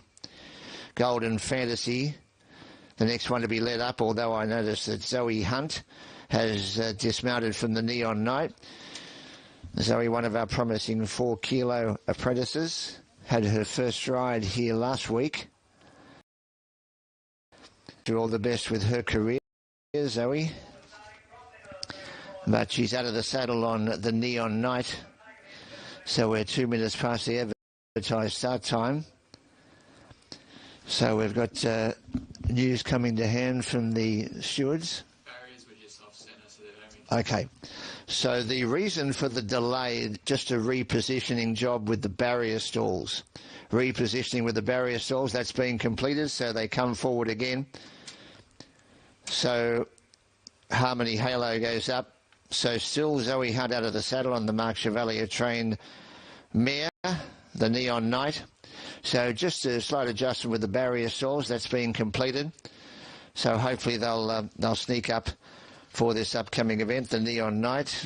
Winner at Maruya track, not beaten far in the event last start in a benchmark 74 behind Don Luigi. Comes in 4 with Zoe Hunt's claim to 62. So the Neon Night, the attendants try to coax this particular mare up towards the gates. It pulls away at the first attempt while this is going on. Girls Night In, the next to move in. Nikki Hodgson puts the polish on Girls Night In. Nikki, in a short period of time as a trainer in her own right. So Girls Night In, the next to move in. It looks like the Neon Night has moved in. So Cotton Caper comes forward. A Tender Lady, No Filter, Lady Talessa. Lachlan's course. He hit the ground running. What, 4th generation's course. And had his first ride not so long ago at Tuncurry Foster, and it didn't take him long before he gained his first win. Young Lachlan. And he rides Lady Talessa, who's behind the line. So we have 4 or 5 to move in. My One, carrying the colours that Highland Raider saluted in the second event. So No Filter, Chelsea Hillier for Luke Thomas, the next to move in. Masai Mara has a black cap. So My One, a Tender Lady, complete the line for the 4th event. So the delay was the repositioning of the barrier stalls. That's been completed, and there's only 2 to be called up. So Lady Talessa moves in. I can see the starter Bernie Evans down front. Lady Talessa goes in, and My One will be the last one to link in.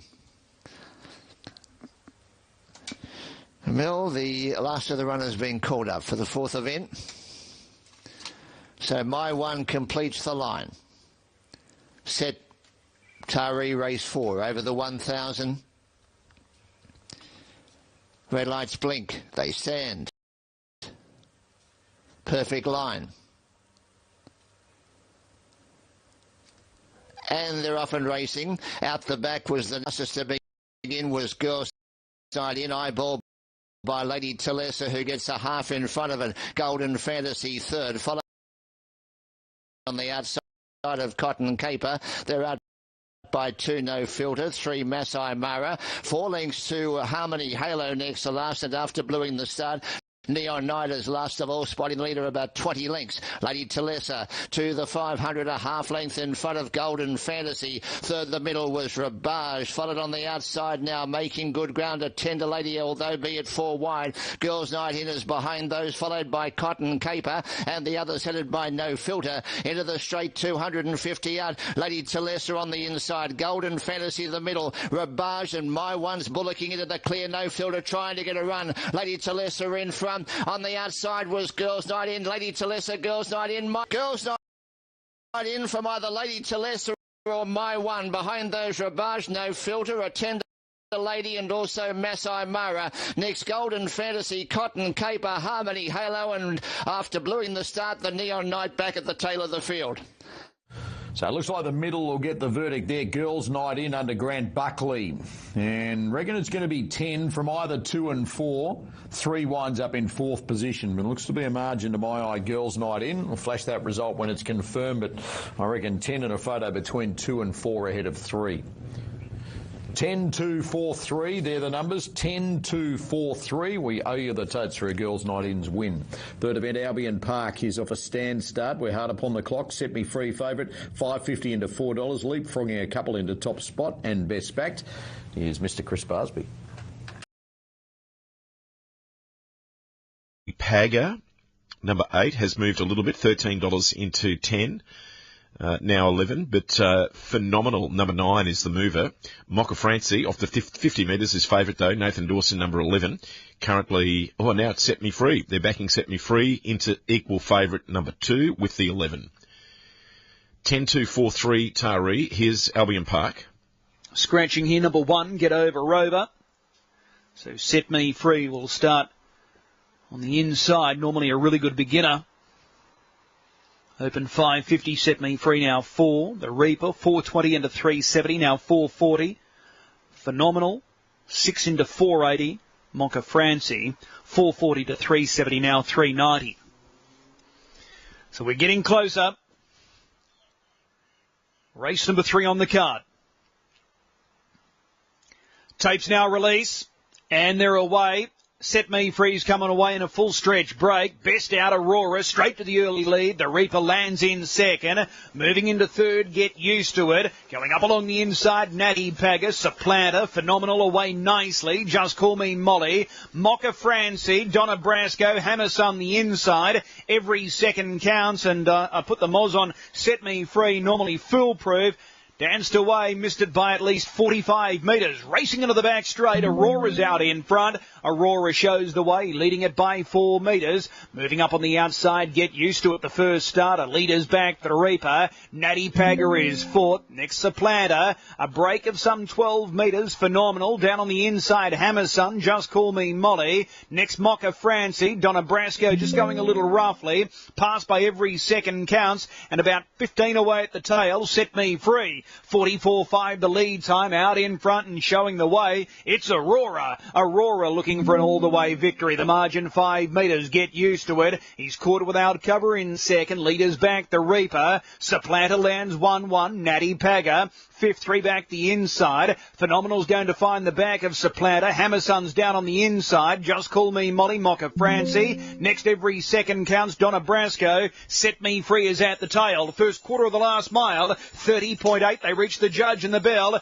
1,000 metres left to trot. Showing the way, it's Aurora. Aurora's out in front. Get Used to It without cover. Leaders back, the Reaper. Supplanter 1-1. Easing 3 wide. Phenomenal. Down on the inside, 3 back. Natty Pagger. Hammerson working 1 off. Just Call Me Molly. Next is Mocha Francie. 12 metres away in the field. Set Me Free. Donna Brasco. Every second counts off stride. Losing all chance. Second quarter in 31.3. Down the Trump Bloodstock back straight. Aurora out in front. Clear by 3 metres. Second the outside. Get Used to It. The Reaper's right in behind them, racing third. Phenomenal's off the track but improving deeper. Supplanter splits runners the centre. Natty Pagger the inside. Then Hammerson. Just Call Me Molly. Forget the rest. Third quarter. It was timed in 28-6. And racing to a narrow lead here. Get Used to It. Aurora's under heavy pressure. Supplanter deeper. Phenomenal's now being urged along. Natty Pagger working 1 off. The Reaper's badly held up. Look at this first starter. Get Used to It into the home straight. Bounding clear. Margin is 7 metres. Supplanter's trying hard. Natty Pagger, Phenomenal wider.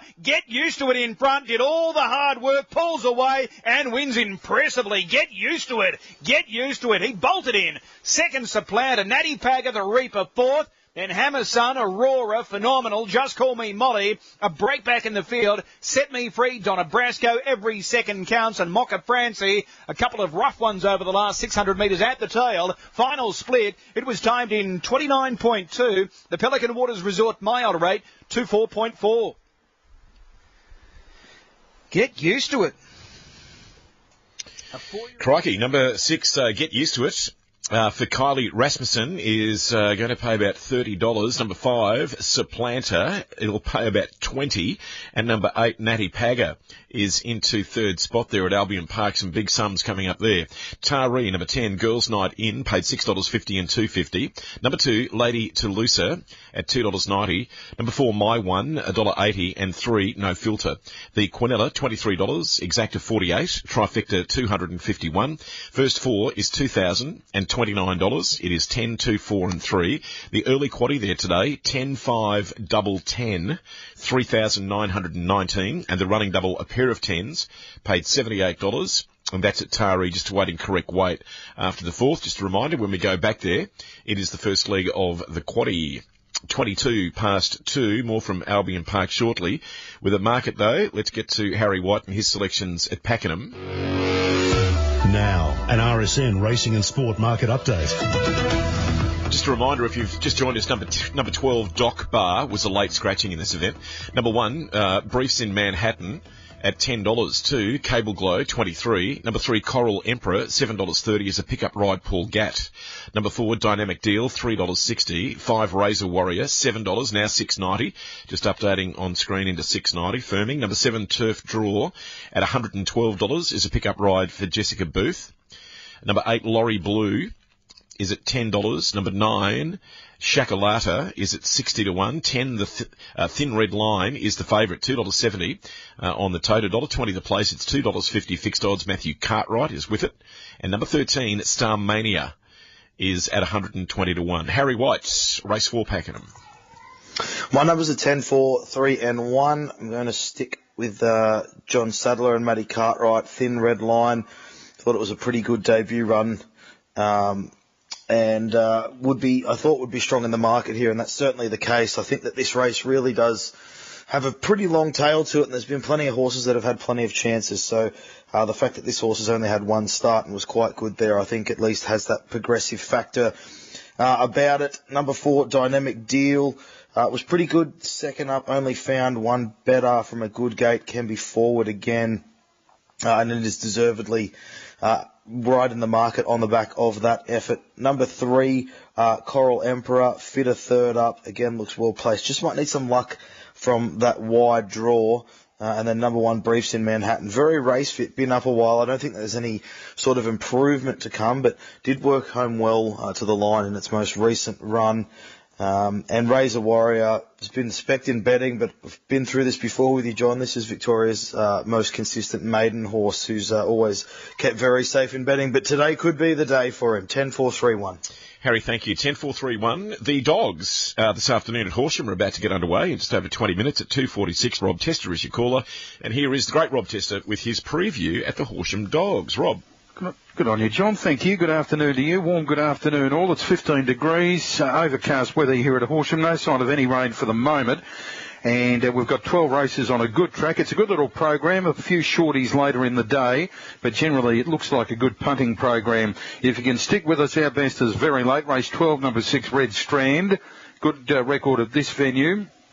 Handles this track pretty well. He's won over both distances. His last run, he can forget all about it, was in a impossible race for him at Ballarat, totally outclassed there, but his form before that over both distances here in this sort of grade was pretty good. Wide draw won't be a disadvantage, and I think at around $6 or $7 in early markets, he'll be a good each-way special in race 12. So I'll make him the best. Race 12, number 6.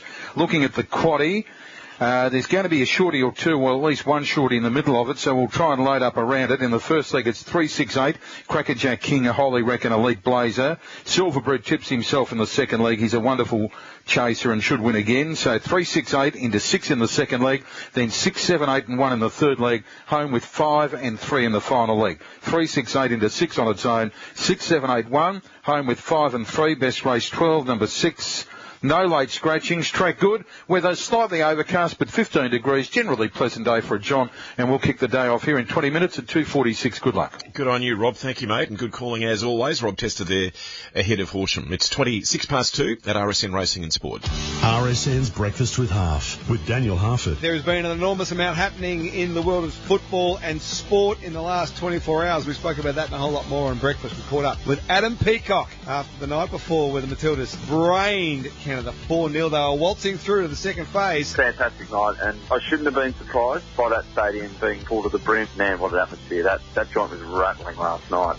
The manner in which they were able to capitalise on their opportunities was beyond expectations. A 4-0 win was definitely beyond expectations. Tom Harley joined us, the CEO of the Swans, after Buddy Franklin announced his retirement effective immediately from the AFL, and I asked him whether or not the $10 million was the best money the Swans had ever spent. Without a doubt. I mean, his on-field performance, the way he was able to contribute to the very end of his 9-year contract and then extend into a 10th year, he goes knowing that he's exhausted everything physically and mentally, and then also off the field making such an enormous impact to the growth of the game, which will be an enduring legacy for Lance. Wednesday's going to be an absolute beauty. Isaac Smith not retiring, but he's going to join us from the Cats, the 4-time Premiership superstar, Norm Smith medalist, and Hamish McLaughlin. Got a great new talk series out, Let's Talk. We'll chat to him about that and a whole lot more coming up Wednesday morning on Breakfast. RSN's Breakfast with Half. Back tomorrow morning from 6. Thanks to the Tab. To hear all of today's Australian racing, listen to RSN's Extra.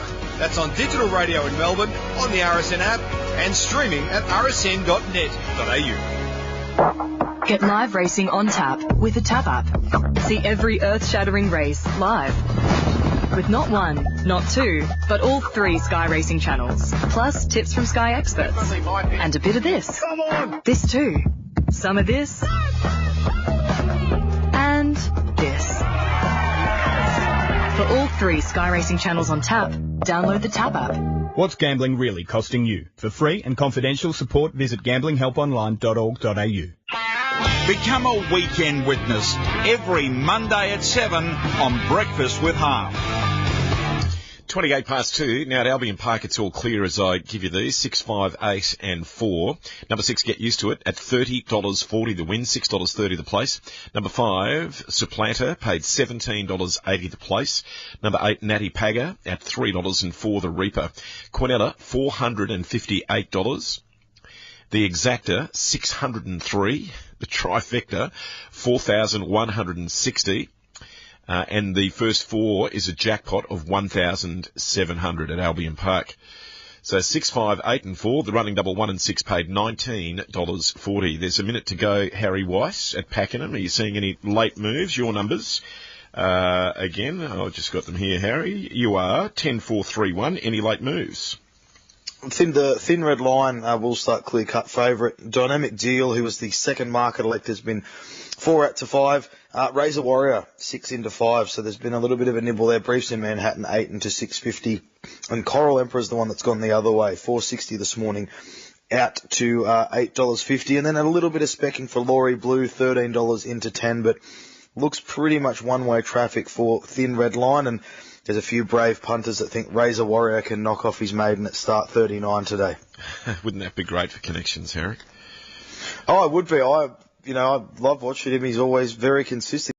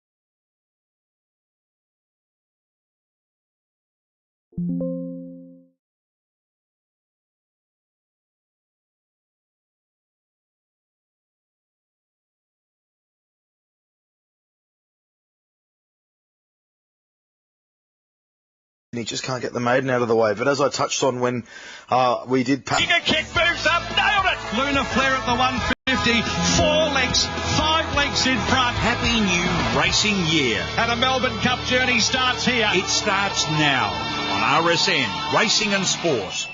Yeah, it's exciting time of year, Harry, isn't it? Brand new season. Horse's birthday. Yeah. It's all happening.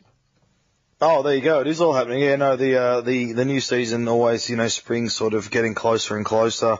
Good meeting at Flemington on Saturday with the Ori Star, so that sort of kicks it all off. And we love this time of year. We've sort of got through the tough off-season months, I suppose. But credit to the Melbourne weather, I suppose. It hasn't been as wet as it has been some winters.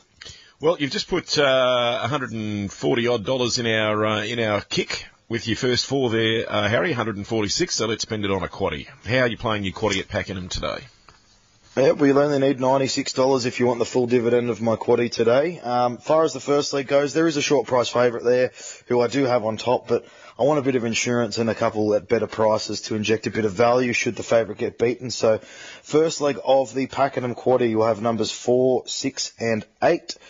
Jumping over to the second leg, pretty even sort of looking a race. You've got around a $4 the field favourite, so I'm going to put my top 4 picks in there. So second leg, 1, 3, 6 and 7.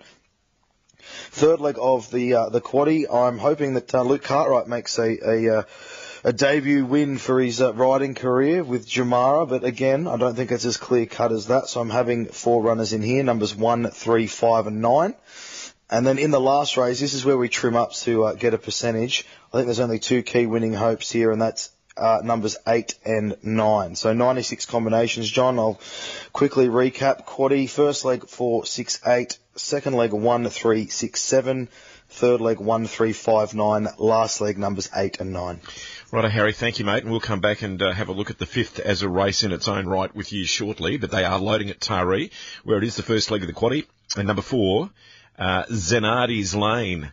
Aaron Bullock is the favourite, $3.50 this morning, into $2.80 at its firmest. It's just back at $2.90 now, but good support for the favourite. $5 into $4.20, back at $4.60 is Taylor's One, number 5, Zach Waddick, and then number 2, Zeta Rita.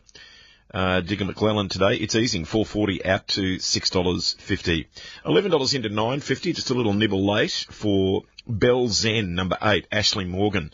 11 into $9.50 for Bell Zen, and 11 into $9.50 also for Ronnie Rockart, number 10, Johnny Grisdale, who has had one winner at the meeting today. So they're just testing a couple here at a little bit of value. Bell Zen, number 8, and Ronnie Rockart, number 10. But the favourite is Zenardi's Lane, number 4, and they're loading nicely at Taree. And they're on time. They've been a bit late there today. Looks like they're going to get away pretty quickly for the 5th. To move in. Nikki Nina comes forward. It's correct weight at Pakenham.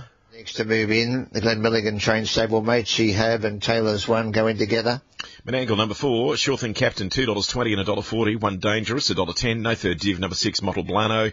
And number 3, Fashion Icon into 4th. Quinella, $1.60. Exacta, $3. Trifecta, $6. First 4, $7. 4, 1, 6 and 3. Running double, a pair of 4s at Menangle, $9.50. Back to Taree. Sonati's Lane and Zeta Rita, the last 2 to be positioned for the 5th event of the afternoon. Now they're at the boxes at the Horsham Dogs for race number 1. So get your bets on there. It might be a replay. Favourite out of the red at $2.30 is Glow. Rob Tester, 1432 for Rob, 1432. Saturday. Sonati's Lane, the last one to move in. So Zanardi's Lane, named after, I believe, Alex Zanardi, an Italian racing driver. It's the last to move up. And She Have is Lemick for Shooting Star. Zanardi's Lane goes in. Red light turned on. Charity Cup, race 5. They're all set. 12.50.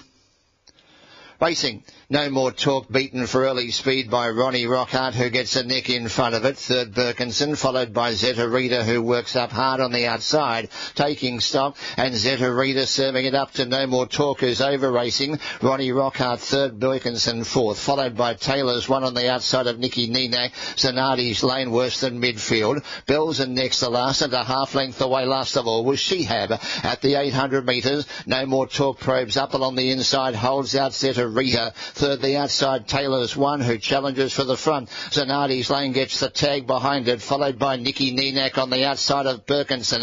A link to Ronnie Rockhart, who lost his posse there. Shehab next to last, at a length of the half last of all was Rockhart, who lost his posse there. Shehab next to last, at a length of the half last of all was Belsen. To the home turn, Taylor's one in front, leads by a length over Zeta Rita, continuing to make ground, though, be it on the outside was Zanardi's Lane, followed by No More Talk, Nicky Ninak. Ronnie Rockhart on the other, headed by Shehab. Into the straight they head, kicking back. Taylor's won the inside. Zanardi's Lane looming ominously right down the outside of Shehab from Nicky Ninak and also Belsen. It's just Taylor's one in front. On the outside, Shehab works the second, but Taylor's one too good. Taylor's one beats Shehab second. Zanardi's Lane third from Belsen and Nicky Ninak. Behind those next was Zeta Rita, Ronnie Rockhart, No More Talk, and last of all was Birkinson.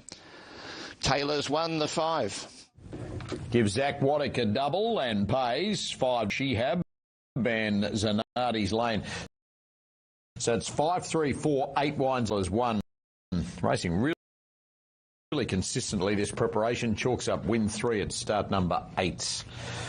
And that's the quaddie off and running. 3 races to come there with Rod from Taree. 9th event from Hobart. It's under 60 seconds away. Fixed odds favourite. It's jumping off the green, and that's Run Red Run. $3 to $3.10. Boombray Tommy is the second pick. $3.20 into $3.10 back to $3.20. It's a race of very little change. Bonnie Rico, $3.50 to $4.40. And then Jared's Boy is $8.50 out to